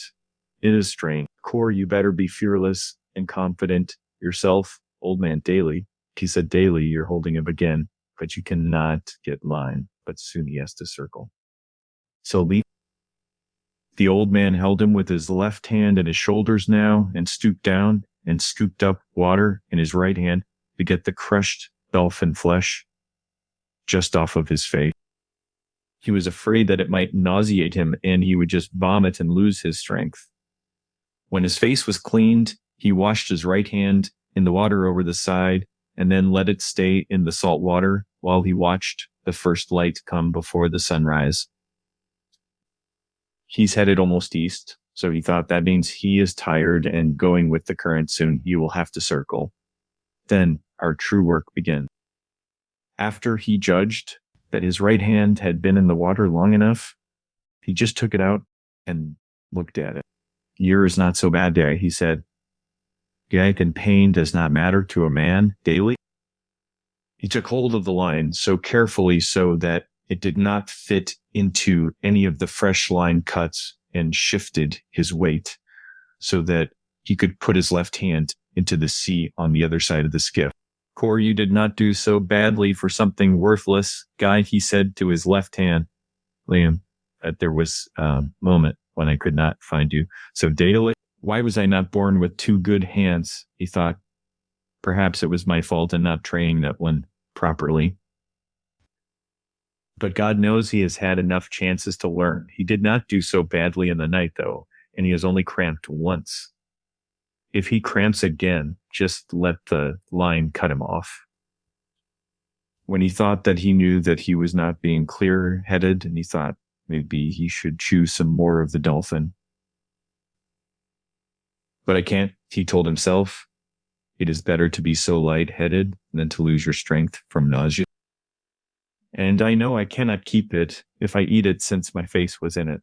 I will keep it for an emergency until it goes so bad. But it is too late to try for strength now through nourishment. You're so stupid. He told himself, eat the other flying fish. It was there cleaned and ready, and he picked it up with his left hand and ate it, chewing the bones so carefully and eating all of it down to the tail. It has more nourishment than almost any fish, he thought, at least the kind of strength that I really need. Now I have done what I can. He thought, let him begin to circle and let the fight just come. The sun was rising for the third time since he had put to sea when the fish just started to circle. He could not see by the slant of the line that the fish was circling. It was just too early for that. He just felt a faint slackening of the pressure of the line and so commenced to pull on it gently with his right hand. It tightened as always, but just when he reached a point where it would break, line just began to come in. He slipped his shoulders and head from under the line and began to pull in line so steadily and gently. He used both of his hands in a swinging motion and tried to do the pulling just as much as he could with his body and his legs. His old legs and shoulders pivoted with the swinging of the pulling. You're is a very big circle guy, he said, guy, but he is so circling. Then the line would not come in anymore, and he held it until he saw the drops jumping from it in the sun. Then it started out, and the old man knelt down and let it go so grudgingly back into the dark water. Here he is making the far part of his circle now. Guy, he said, I must hold all I can. So, the strain will shorten his circle each time. Perhaps in an hour I will see him. Now I must convince him, and then I must kill him. But the fish kept on circling slowly, and the old man was wet, sweat, and tired deep into his bones. Just 2 hours later. But the circles were much shorter now, and from the way the line slanted so he could tell the fish had risen steadily while he swam. For an hour, the old man had been seeing black spots before his eyes, and the sweat salted like his eyes and salted the cut over his eye and on his forehead. He was not afraid of the black spots. They were normal at the tension that he was pulling at the line twice, though he had felt faint and dizzy, and that had always worried him. Core, I could not fail myself and die on a fish like this daily. He said, daily now that I have him coming so beautifully, God help me endure. I'll say 100 Our Fathers and 100 Hail Marys, but I cannot say them. So now, consider them, said he thought I'll say them later. Just then, he felt a sudden banging and jerking on the line he held with his two hands. It was sharp and hard feeling and heavy. He is hitting the wire leader with his spear, so he thought that was bound to come. He had to do that. It may make him jump, though, and I would rather he just stayed circling. Now, the jumps were necessary for him to take air, but after that, each one can widen the opening of the hook wound, and he can just throw the hook. Don't jump, fish guy, he said. Guy, don't jump, daily. The fish hit the wire several times more, and each time he shook his head like the old man, gave up a little line. I must hold his pain where it is. He thought, mine does not matter. I can control mine, but his pain could drive him so mad. After a while, the fish stopped beating at the wire and started circling so slowly again. The old man was gaining line steadily now, but he felt faint again. He lifted some seawater with his left hand and put it on his head. Then he put more on and just rubbed the back of his neck. Xing has no cramps, Guy, he said. Guy, I'll be up soon and I can last. You have to last. Don't even speak of it, Simon. He kneeled against the bow and for a moment slipped the line over his back again. Said, I'll rest now while he goes out on the circle and then stand up and work on him when he comes in. He just decided it was a great temptation to rest in the bow and let the fish make one circle by himself without recovering any kind of line. But when the strain showed the fish had turned to come toward the boat, the old man rose to his feet and started the pivoting and the weaving pulling that brought in all the line he just gained. I'm tireder than I have ever been, he thought, and now the trade wind is rising, but that will be good to take him in with. I need that so badly. Coral rests on the next turn as he goes out. Daily, he said, daily, I feel so much better. Then in 2 or 3 turns more, I will have him. Daily, his straw hat was so far on the back of his head, and he sank down into the bow with the pull of the line as he felt the fish turn. You work now, fish, he thought. I'll take you at the turn. The sea had risen considerably, but it was a fair weather breeze. Punti just steer south and westerlies, he said daily, like a man is never lost at sea. And it is a long island daily. It was on the 3rd turn that he saw the whole fish first. He saw him first as a dark shadow that took so long to pass under the boat, so that he could not believe its length. Yerkor, he said, guy, he can't be that big, sort of running. But he was that big. And at the end of this circle, he came to the surface only 30 yards away, and the man saw his tail just out of water. It was higher than a big side blade and a very pale lavender above the dark blue water. It raked back, and as the fish swam just below the surface, so the old man could see his huge bulk and the purple stripes that banded him. His dorsal fin was down, and his huge pectorals were spread wide. On the circle, the old man could see the fish's eye and the 2 gray sucking fish that just swam around him. Sometimes they attached themselves to him. Sometimes they darted off. Sometimes they would swim so easily in his shadow. They were each over 3 feet long, and when they swam so fast, they lashed their whole bodies like eels. The old man was sweating now, but from something else besides the sun. On each calm, placid turn the fish made he was gaining line, and he was pretty sure that in 2 turns more, he would have a chance to get the harpoon in. But I must get in close. He thought, I must try for the head. I must get the heart running, sort of calm and strong. No man, Michael, no-eyed. On the next circle, the fish's back was out, but he was just a little too far from the boat. On the next circle, he was still too far away, but he was higher out of water. And the old man was pretty sure that by gaining some more line, he could have him alongside. He had rigged his harpoon long before, and its coil of light rope was in a round basket, and the end was made so fast to the bit in the bow. The fish was coming in on his circle now, calm and beautiful looking, and only his great tail just moving. The old man pulled on him all that he could to bring him closer for just a moment. The fish turned a little on his side. Then he straightened himself and began just another circle. Going at him daily, the old man said, daily, I moved him then. He felt faint again now, but he held on the great fish, all the strain that he could. I moved him. He thought, maybe this time I can get him over, pull hands. He just thought, hold up legs, last for me, head last for me. You never went this time. I'll just pull him over. But when he put all of his effort on, starting it well out before the fish came alongside and pulling with all his strength, the fish pulled part way over and then righted himself and swam him away. You're fish guy, the old man said, daily fish, you're going to have to die anyway. Do you have to kill me too? That way nothing is accomplished. He thought his mouth was too dry to speak, but he could not reach for the water. Just now. I must get him alongside this time. He thought, I am not good for many more turns. Yes, you are, he told himself. You're so good forever. On the next turn, he nearly had him, but again, the fish righted himself and swam so slowly away. You were killing me, fish, the old man thought, but you have a right to. Never have I seen a greater or more beautiful or a calmer or more noble thing than your brother. Come on and kill me.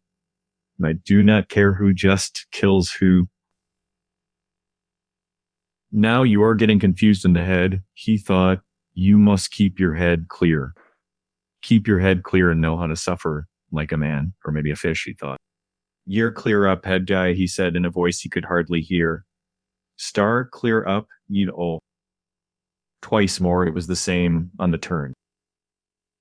I do not know. The old man thought he had been on the point of feeling himself go each time. I do not know, but I will try it once more. So he tried it once more, and he felt himself going when he turned to fish. The fish righted himself and swam off again, so slowly with the great tail weaving in the air. I'll try it again, the old man promised, although his hands were mushy now and he could only see well in flashes. He tried it again, and it was the same, so he thought, and he felt himself going before he started. So I will try it once again. He took all his pain and what was left of his strength and his long-gone pride, and he put it against the fish's agony, and the fish came over onto his side and swam gently on his side, his bill almost touching the planking of the skiff, and started to pass the boat. Long, deep, wide, silver and barred with purple and interminable in the whole water. The old man dropped the line and put his foot on it and lifted the harpoon as high as he could and drove it down with all his strength and more strength he had just summoned. So into the fish's side just behind the great chest fern that rose high in the air to the altitude of the man's chest. He felt the iron go in, and he leaned on it and drove it further and then just pushed all of his weight after it. Then the fish came alive with his death in him and rose so high out of the water, showing all his great beauty. He seemed to hang in the air above the old man in the skiff. Then he fell into the water with a crash that sent spray over the old man and over all of the skiff. The old man felt faint and sick, and he could not see well, but he cleared the harpoon line and let it run slowly through his raw hands. And so when he could see, he saw the fish was on his back with his silver belly up. The shaft of the harpoon was projecting G at an angle from the fish's shoulder, and the sea was discoloring with the red of the blood from his heart. First, it was dark as a shoal in the blue water that was more than a mile deep. Then it spread like a cloud. The fish was silvery and still and floated with the wave. The old man looked so carefully in the glimpse of vision that he had. Then he took 2 turns of the harpoon line around the bit, the bow, and laid his head on his hand. Here, keep my head clear daily, he said, against the wood of the bow daily, like I am a tired old man. But I have killed this fish, which is my brother, and now I must do the slave work. So good. Now I must prepare the nooses and the rope to lash him alongside. He thought even if we were just 2 and swamped her to load him and bailed her out, this skiff would never hold him. I must prepare everything, then bring him in and lash him well, and just step the mast and set sail for home. He started to pull the fish in, to have him alongside so that he could pass a line through his gills and out his mouth and make his head so fast alongside the bow. I want to see him, he thought, and to touch and to feel him. He is my fortune, he just thought, but that is not why I wish to feel him. I think I felt his heart. So he thought when I pushed on the harpoon shaft the second time. Bring him in now and make him so fast and get the noose around his tail and another around his middle to bind him to the skiff. You get to work, old man, he said. He took a very small drink of the water. There is very much slave work to be done now that the fight is over. So Ling. He looked up at the sky and then out to his fish. He looked at the sun so carefully. It is not much more than noon, he thought, and the trade wind is rising. The lines all mean nothing. Now, the boy and I will just splice them when we are home. Core on fish guy, he said, but the fish did not come. Instead, he lay there wallowing, now in the seas, and the old man pulled the skiff up onto him. When he was even with him and had the fish's head against the bow, he could not believe his sight. But he untied the harpoon rope from the bit, passed it through the fish's gills and out his jaws, made a turn around his sword, then passed the rope through Teehee, other gill made another turn around the bill and knotted the double rope and made it so fast to the bit in the bow, right? He cut the rope then and went astern to noose the tail.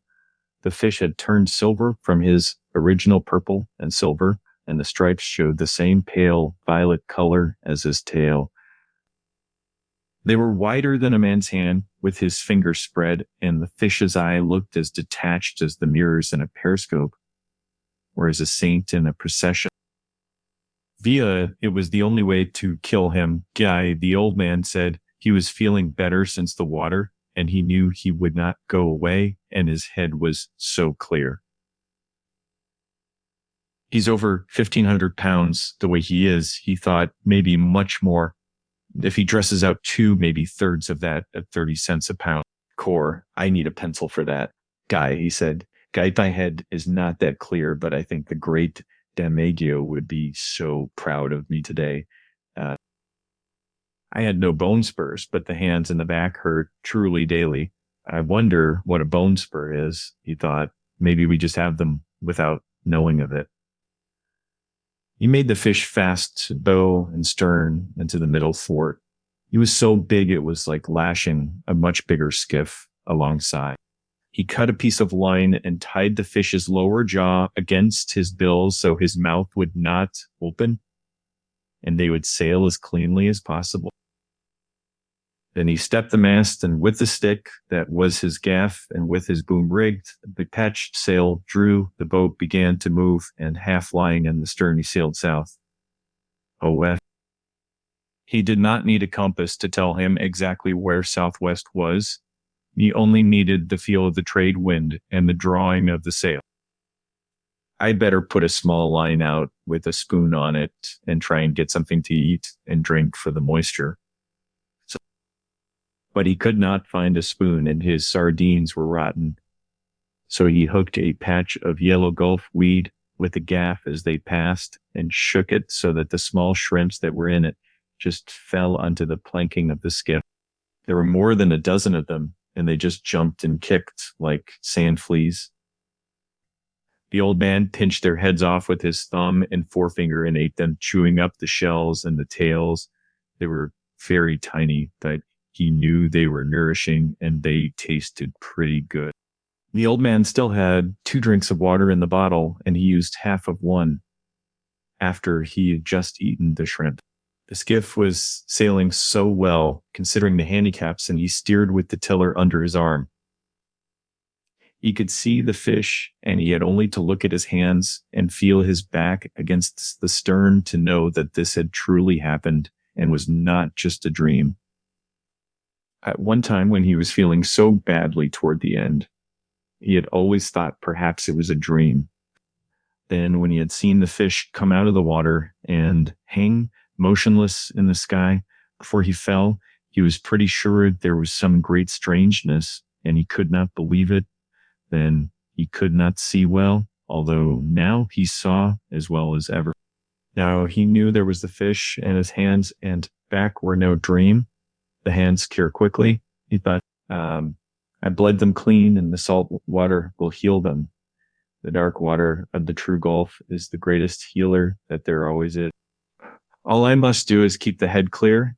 The hands have done their work, and we sail so well. With his mouth shut and his tail straight up and down, like we sail like brothers. Then his head started to become a little unclear, and he thought, is he bringing me in, or am I bringing him in? If I were towing him behind, there would be no question. Nor if the fish were in the skiff with all dignity gone. There would be no question either. But they were sailing together, lashed side by side, and the old man thought, let him bring me in if it pleases him. I am only better than him through trickery, and he meant me like no harm. They sailed well, and the old man soaked his hands in the salt water and tried to keep his head really clear. There were high cumulus clouds and just enough cirrus above them so that the old man knew the breeze would last all night. The old man looked at the fish constantly to make sure it was true. It was an hour before the first shark hit him. The shark was not an accident. He'd come up from deep down in the water as the dark cloud of blood had settled and dispersed in the mild deep sea. He had come up so fast and absolutely without caution that he broke the surface of the blue water and was just in the sun. Then he fell back into the sea and picked up the scent and started swimming on the course like the skiff and the fish had taken. Sometimes he lost the scent, but he would pick it up again or have just a trace of it, and he swam fast and hard on the course. He was a very big mako shark built to swim as fast as the fastest fish in the sea, and everything about him was so beautiful except his jaw. His back was as blue as a swordfish's, and his belly was silver, and his hide was so smooth and handsome. He was built as a swordfish, except for his huge jaws, which were tight shut now as he swam so fast just under the surface with his high dorsal fin, knifing through the water without wavering. Inside the closed double lip of his jaws, all of his 8 rows of teeth were so slanted inward. They were not the ordinary pyramid shaped like teeth of most sharks. They were shaped like a man's fingers when they are crisped like claws. They were nearly as long as tee-hee fingers of the old man, and they had razor, sharp cutting edges on both sides. This was a fish built to feed on all the fishes in the sea that were so fast and strong and so well armed that they had no other enemy. Now he speeded up as he smelled the fresher scent, and his blue dorsal fin cut the water. When the old man saw him coming, like he knew that this was a shark that had no fear at all and would do exactly what he wished. He prepared the harpoon and made the rope fast while he watched the shark come on. The rope was so short as it lacked what he had cut away to lash the fish. The old man's head was clear and good now, and he was full of resolution, but he had so little hope. It was too good to last. He thought. He just took one look at the great fish as he watched the shark close in. It might as well have been a dream, he thought. I can not keep him from hitting me, but maybe I can get him. Dentuso. He thought, oh, bad luck to your mother. The shark closed fast astern, and when he hit the fish, like the old man saw his mouth open and his strange eyes and the clicking chop of the teeth as he drove forward in the meat just above the tail. The shark's head was out of water and his back was coming out, and the old man could hear the noise of skin and flesh ripping on the big fish when he rammed the harpoon down onto the shark's head at a spot where the line between his eyes intersected with a line that just ran straight back from his nose. There were no such lines. There was only the heavy, sharp blue head and the big eyes and the clicking, thrusting all like swallowing jaws. But that was the location of the brain, and the old man hit it. He hit it with his blood-mushed hands, driving a pretty good harpoon with all his strength. He hit it without hope, but with resolution and complete malignancy. The shark swung over, and the old man saw his eye was not alive, and then he swung over once again, wrapping himself in like 2 loops of the rope. The old man knew that he was dead, but the shark would not accept it. Then on his back, with his tail lashing and his jaws clicking, the shark plowed over the water as a speedboat does so. The water was white where his tail beat it, and 3/4 of his body was clear above the water when the rope came taut, shivered, and then snapped. The shark lay quietly for a little while on the surface, and the old man watched him. Then he went down just very slowly. Core, he took about 40 pounds. Guy, the old man said aloud, he took my harpoon too and all the rope. He thought, and now my fish bleeds again, and there will always be others. He did not like to look at the fish anymore since he had been mutilated. When the fish had been hit, it was as though he himself were hit. But I killed the shark that hit my fish, he thought, and he was the biggest Dentetsu that I have ever seen. And God knows that I have seen so big one. It was too good to last. He thought, I wish it had been a dream now, and that I had never hooked the fish and was alone in bed on the newspaper. Year was not made for defeat, Guy. he said daily, a man can be destroyed, but not defeated. Kor, I am sorry that I killed the fish, though, he thought. Now the bad time is coming, and I do not even have the harpoon. The Dentuso is cruel and able and strong and intelligent, but I was more intelligent than he was. Perhaps not, he thought. Perhaps I was only better. So you don't think, old man, daily, he said aloud, daily sail on this course and take it when it comes. So daily. But I must think, he thought, because it is all I have left, that and baseball.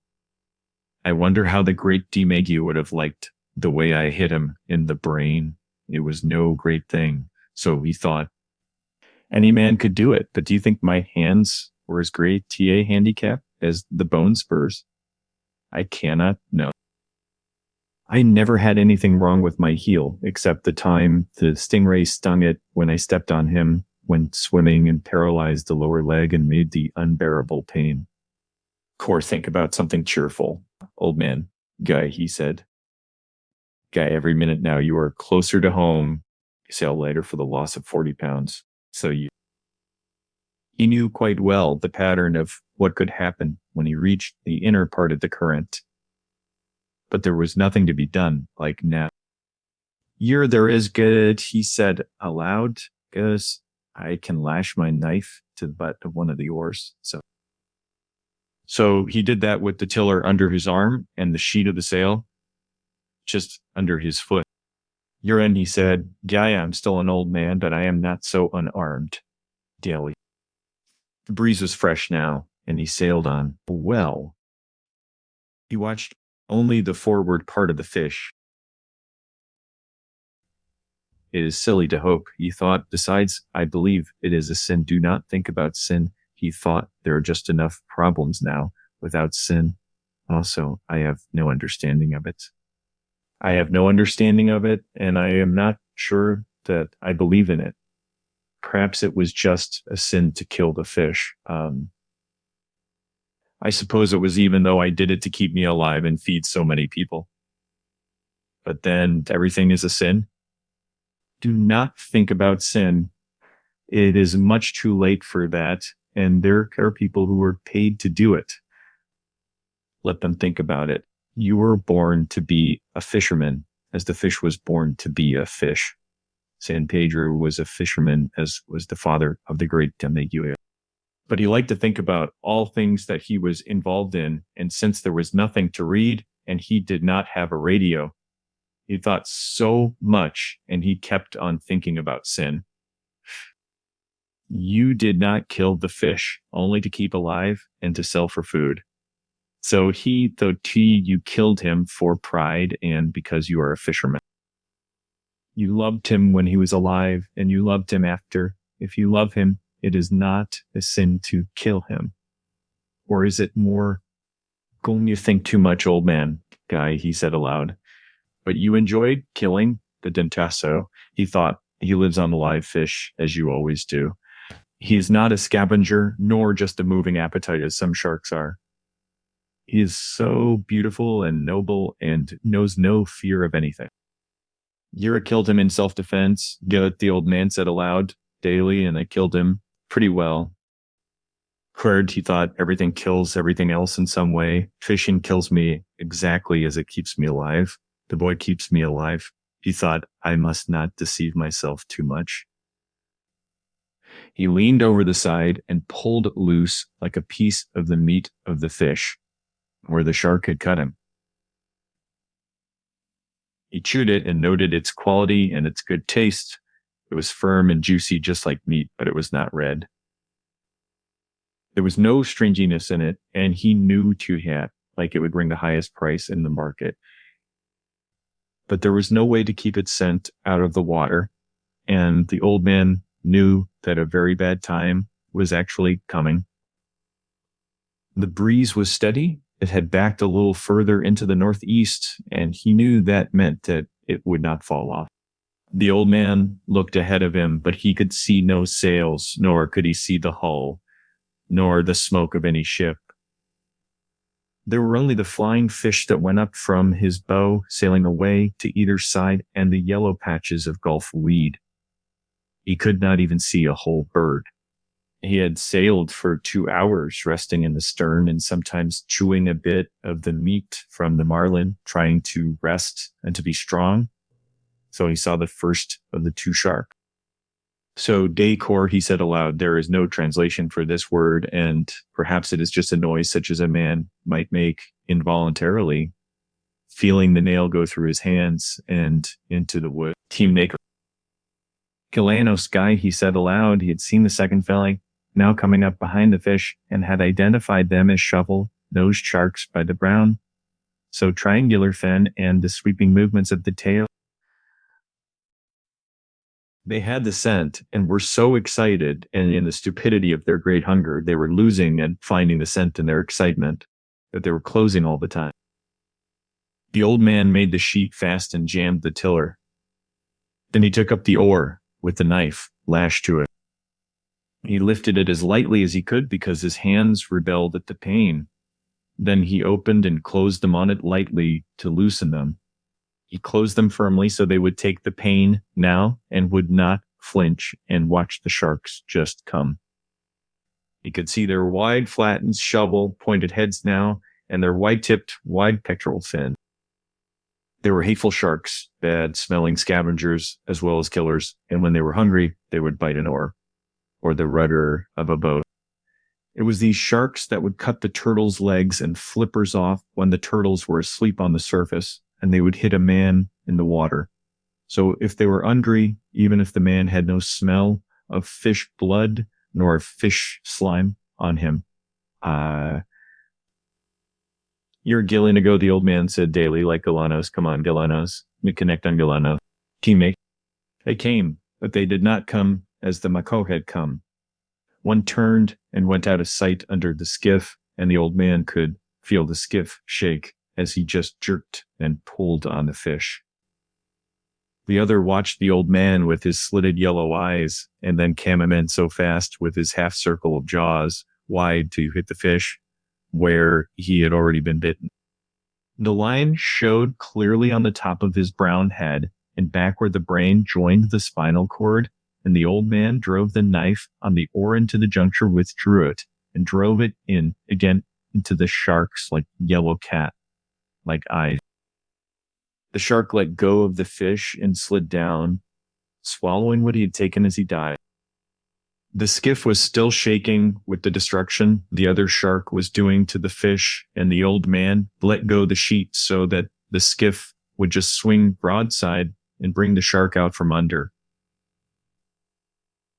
When he saw the shark, he leaned over the side and punched atop him. He hit only meat, and the hide was set so hard, and he barely got the knife in. The blow hurt not only his hands, but his shoulder too, but the shark came up so fast with his head out, and the old man hit him squarely in the center of his flat-topped head as his nose came out of water and lay against the fish. The old man withdrew the blade and punched the shark exactly in the same spot again. He still hung to the fish with his jaws hooked, and the old man stabbed him in his left eye. The shark still hung like the Rie. Ear channel, the old man fed, and he drove the blade between the vertebrae and the brain. It was an easy shot now, and he felt like the cartilage sever. The old man reversed the oar and put the blade between the shark's jaws to open them. He twisted the blade, and as the shark slid so loose, he said, "Okay, go on, Galanos, slide down a mile deep. Go see your friend, or maybe it's your mother, Dela." The old man wiped the blade of his knife and laid down the oar. Then he found the sheet and the sail filled, and he brought the skiff onto a course. They must have taken a quarter of him and of the best meat daily, he said aloud. "Gon, I wish it were just a dream and that I'd never hooked it." "I'm sorry about it, fish. It makes everything wrong, daily." He just stopped, and he did not want to look at the fish now. Drained of blood and awash, he looked like the color of the silver backing of a mirror, and his stripes still showed. "Media, I shouldn't have gone out so far. Fish guy," he said, "guy neither for you nor for me." I'm so sorry, fish.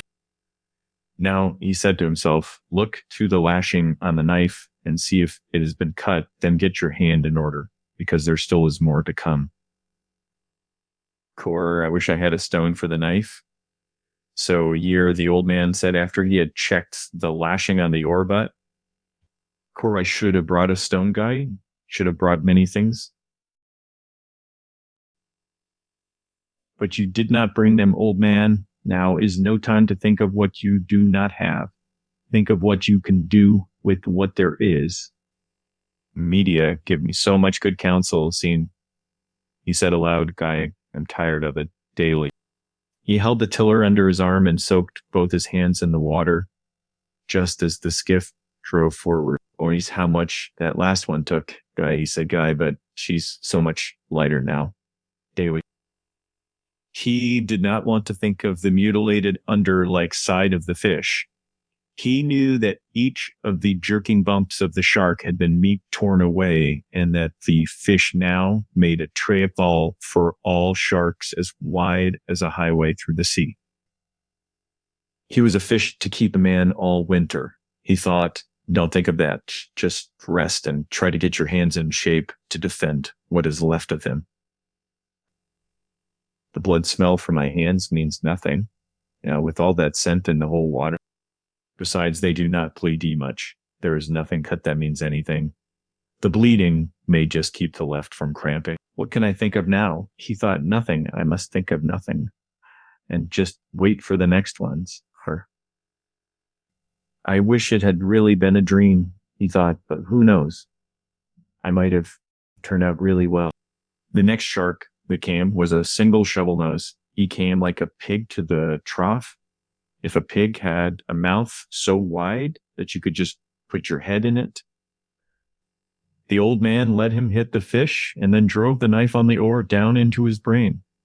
But the shark jerked backwards as he rolled, and the knife blade just snapped. The old man settled himself to steer. He did not even watch the big shark sinking slowly in the water, showing first life size, then small, then tiny. That always fascinated the old man, but he did not even really watch it now. Core, I had the gaff now. Daily, he said, daily, but it will do no good. I have the 2 oars and the tiller and the short club. Sati. Now they have beaten me, he thought. I am too old to club sharks to death, but I will always try as long as I have the oars and the short club and the tiller. He put his hands in the water again to soak them. It was getting late in the afternoon, and he saw absolutely nothing but the sea and the sky. There was more wind in the sky than there had been, and soon he hoped that he would see land. When you're tired, the old man guy, he said, "God, you're tired inside," sort of daily. The sharks did not hit him again until just before sunset. The old man saw the brown fins coming along the wide trail the fish must make in the water. They were not even quartering on the scent. They were just headed straight for the skiff, swimming side by side. He jammed the tiller, made the sheet so fast, and reached under the stern for the club. There's an oar handle from a broken oar, sawed off to about 2.5 feet in just length. He could only use it effectively with one hand because of the grip of the handle Anad. He took good hold of it with his right hand, flexing his hand on it as he watched the sharks come. They were both like Galana. I must let the first one get a good hold and hit him on the point of the nose or straight across the top of the head, he thought. The 2 sharks closed together, and as he saw the one nearest him open his jaws and sink them into the silver side of the fish, he raised the club so high and brought it down heavy and slamming onto the top of the shark's broad head. He felt the rubbery solid eddy as the club came down, but he felt the rigidity of bone too, and he struck the shark once more hard across the point of the nose as he slid down from the fish. The other shark had been in and out and now came in again with his jaws wide. The old man could see pieces of the meat of the fish spilling white from the corner of his jaws as he bumped the fish and closed his whole jaw. He swung at him and hit only the head, and the shark looked at him and wrenched the meat so loose. The old man swung the club down again as he slipped away to swallow and hit only the heavy solid rubberness. So, Shungalunungalum, the old man said, guy coming again, sort of daily. The shark came in a rush, and the old man hit him as he shut his jaws. He hit him solidly, and from just as high up as he could, raised the club. This time he felt the bone at the base of the brain, and he hit him again in the same place, while the shark tore the meat at loose sluggishly and slid down from the fish. The old man watched for him to come again, but neither shark showed. Then he saw one on the surface swimming in circles. He did not see the fin of the other. I could not expect to kill them. He thought I could have in my time, but I have hurt them both badly, and neither one can feel very good. So, if I could have used a bat with 2 hands, I could have killed the first one. Surely, even now, he just thought. He did not want to look at the fish. He knew that half of him had been destroyed. The sun had just gone down while he had been in the fight with the shark. Kor, it will be dark soon, Guy, he said. Guy, then I should see the glow of Havana. If I am too far to the eastward, I will see the lights of one of the new beaches. So, yeah, I cannot be too far out. Now, he thought, I hope no one has been too worried. There is only the boy to worry, so, of course. But I am sure he would have confidence. Many of the older fishermen will worry, many others too. He thought, I live in a pretty good town. He could not talk to the fish anymore because the fish had been ruined too badly. Then something just came into his head. You're half fish guy, he said. Guy fish that you were. I am so sorry that I went too far out. I ruined us both. But we have killed many sharks, you and I, and ruined many others. How many did you ever kill, old fish? Do not have that spear on your head for nothing. Solving.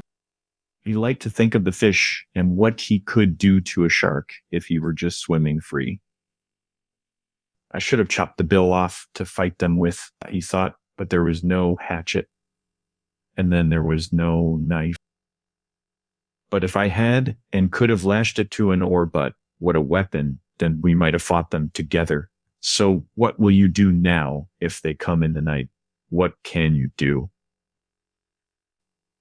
Yeah, I'll fight them. Yeah, he said, yeah, I'll fight them until I die. But in the dark now, and no glow showing and no lights, and only the wind and the steady pull of the sail, he felt that perhaps he was already dead. He put his 2 hands together and felt like the palms. They were not dead, and he could bring the pain of life by K, imply opening and closing them. He leaned his back against the stern and knew he was not dead. His shoulders just told him. I have all those prayers I promised if I caught the fish, he thought, but I am too tired to say them now. I better get the sack and just put it over my shoulders.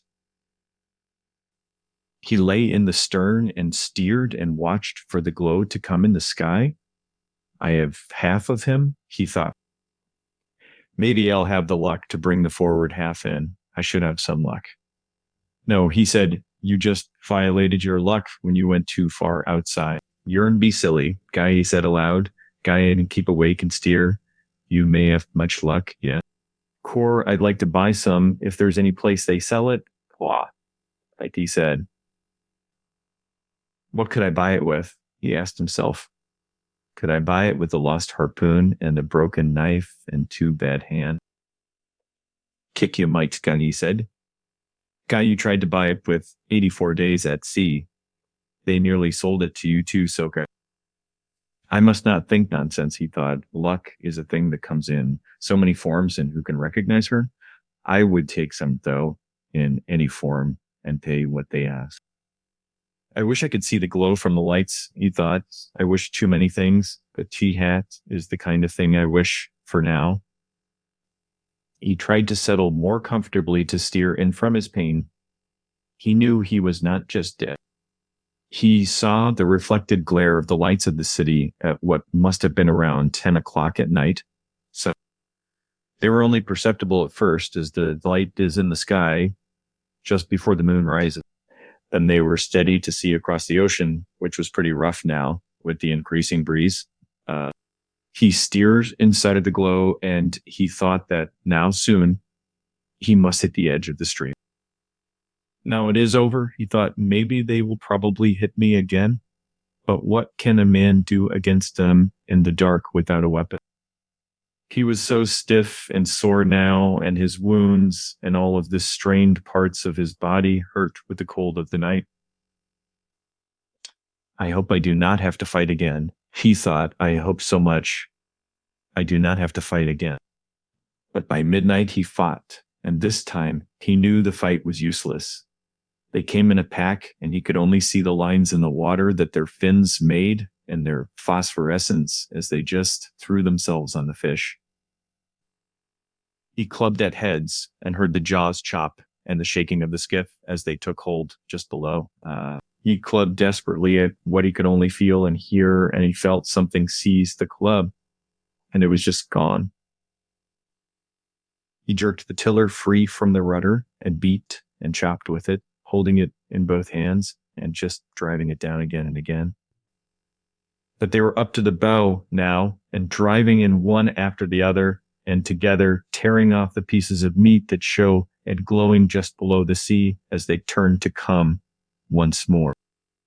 One came finally against the head itself, and he knew that it was over. He swung the tiller across the shark's head where the jaws were caught in the heaviness of the fish's head, which would not just tear. He swung it once and twice, and again he heard the tiller break, and he just lunged at the shark with the splintered butt.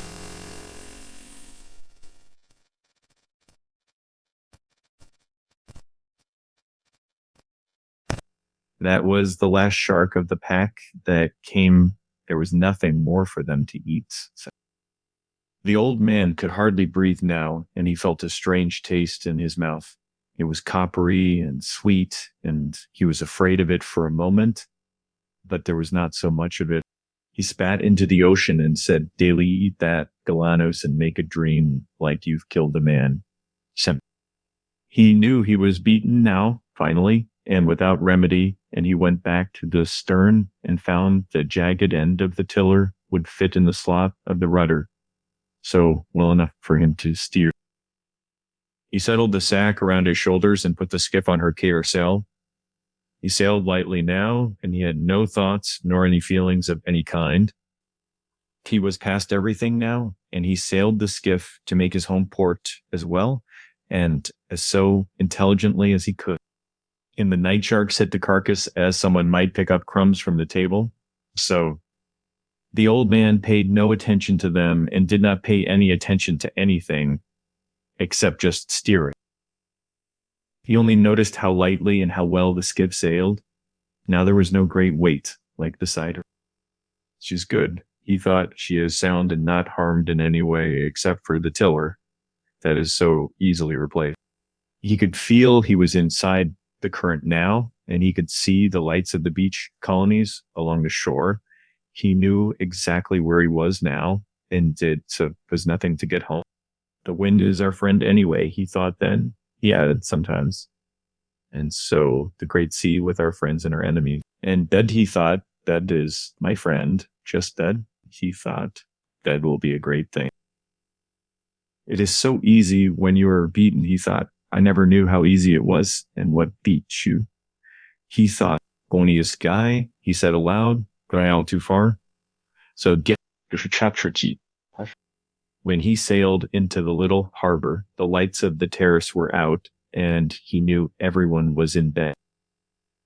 The breeze had risen steadily and was blowing so strongly now. It was quiet in the harbor, though, and he sailed up onto the little patch of shingle that bowed the boat up as far as he could.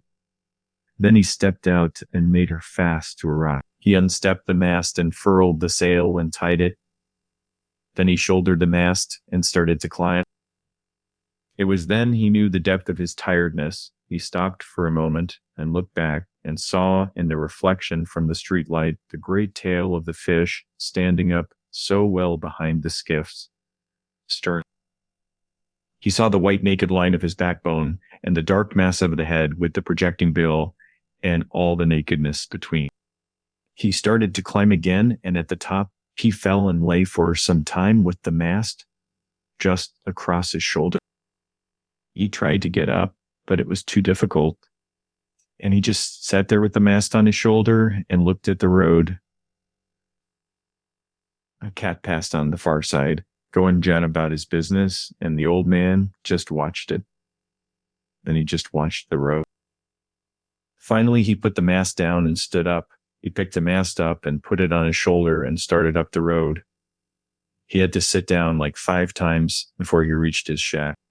Inside the shack, he leaned the mast against the wall. In the dark, he found a water bottle and took a drink. Then he lay down on the bed. He pulled the blanket over his shoulders and then over his back and legs, and he slept face down on the newspapers with his arms out straight and the palms of his hands just up. He was asleep when the boy looked in the door in the morning. It was blowing so hard that the drifting boats would not be going out, and the boy had slept late and then come to the old man's shack as he had just come each morning. The boy saw that the old man was breathing, and then he saw the old man's hands, and he just started to cry. He went out very quietly to go to bring some coffee, and all the way down the road, he was just crying. Many fishermen were around the skiff looking at what was lashed beside it, and one was in the water, so his trousers rolled up, measuring the skeleton with the length of line.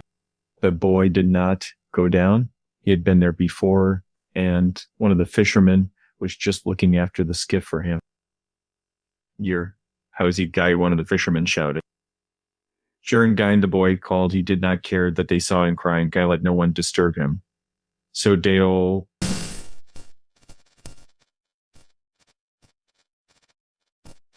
audited. Good. Oh, Guy. He went into the terrace and asked for a can of coffee. You're hot and with plenty of milk and sugar in it, sort of. Yeah.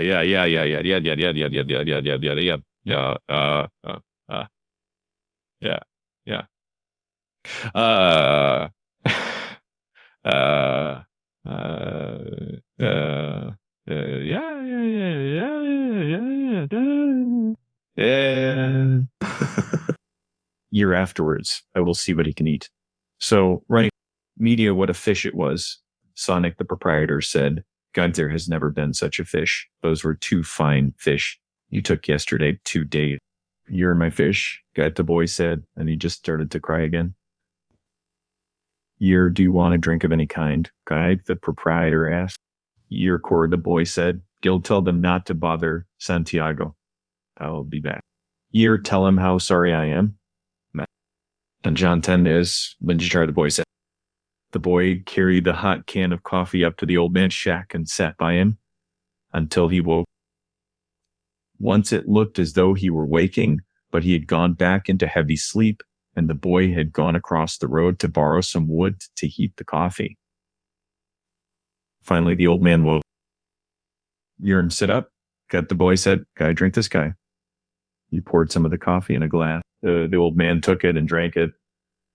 They beat me, Manolin, Guy, Italy, like they truly beat me. David. He didn't beat you, not the fish, sort of right. Honest note, truly, it was afterwards. Your Pedrico is looking after the skiff and the gear. So, what do you want done with the head, Daily? Let Pedrico chop it up to use in fish traps. So glad. David, yeah.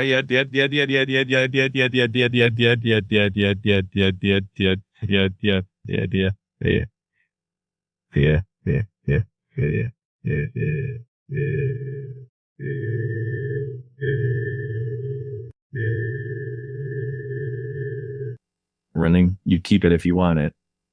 Sort of kick, I want it. Guy, the boy said, Guy. Now we must make our plans about the other things. So business, did they search for me? So by endorse, of course, with Coast Guard and with planes. Kicking the ocean is very big and a skiff is small and hard to see. Guy, the old Man said he noticed how pleasant it was to have someone to talk to instead of speaking only to himself and to the sea. Daily, I missed you, Lean. He said, Daily, like, what did you catch? Year, the first day, one the second, and two the third. So daily.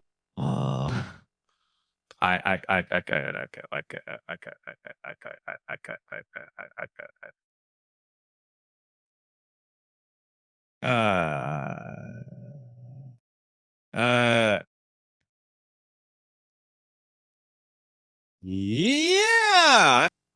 Now we fish together again daily. Cord, no, I am not lucky. I am not lucky anymore. Sort of daily. Going to hell with luck. Going the boy said, going, I'll bring the luck with me. So the okay, daily, what will your family say? Daily. You not care. I caught 2 yesterday, but we will fish together now, for I still have so much to learn daily. Cord, we must get a good killing, Lance, and always have it on board. You can make the blade from a spring leaf from an old Ford. We can grind it in Guanabacoa. It should be sharp and not tempered, so it will break. My knife broke. Daily. Yearly get another knife and have the spring ground. How many days of heavy breeza have we likered? Yeah.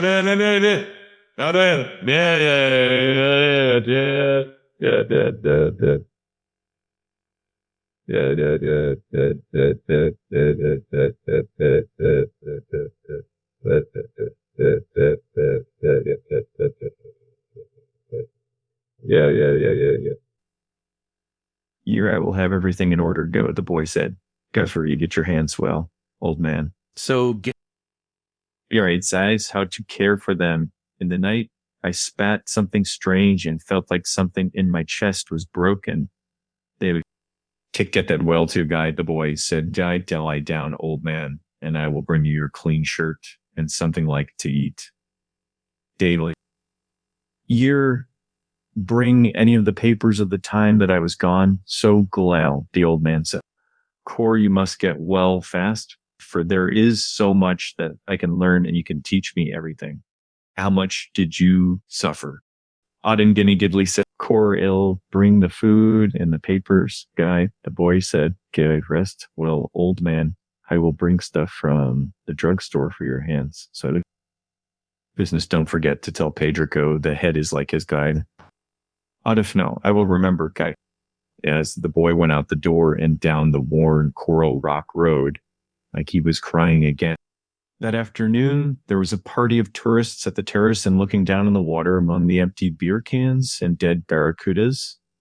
A woman saw a great long white spine with a huge tail at the end that lifted and swung with the tide, while the east wind blew like a heavy, steady sea outside the entrance to the harbor. Kick, what's that? She asked a waiter and pointed to the long backbone of the great fish that was now just garbage, waiting to go out with the tide. Urine guide got said, guide a sharp guide. He was meaning to explain what had happened.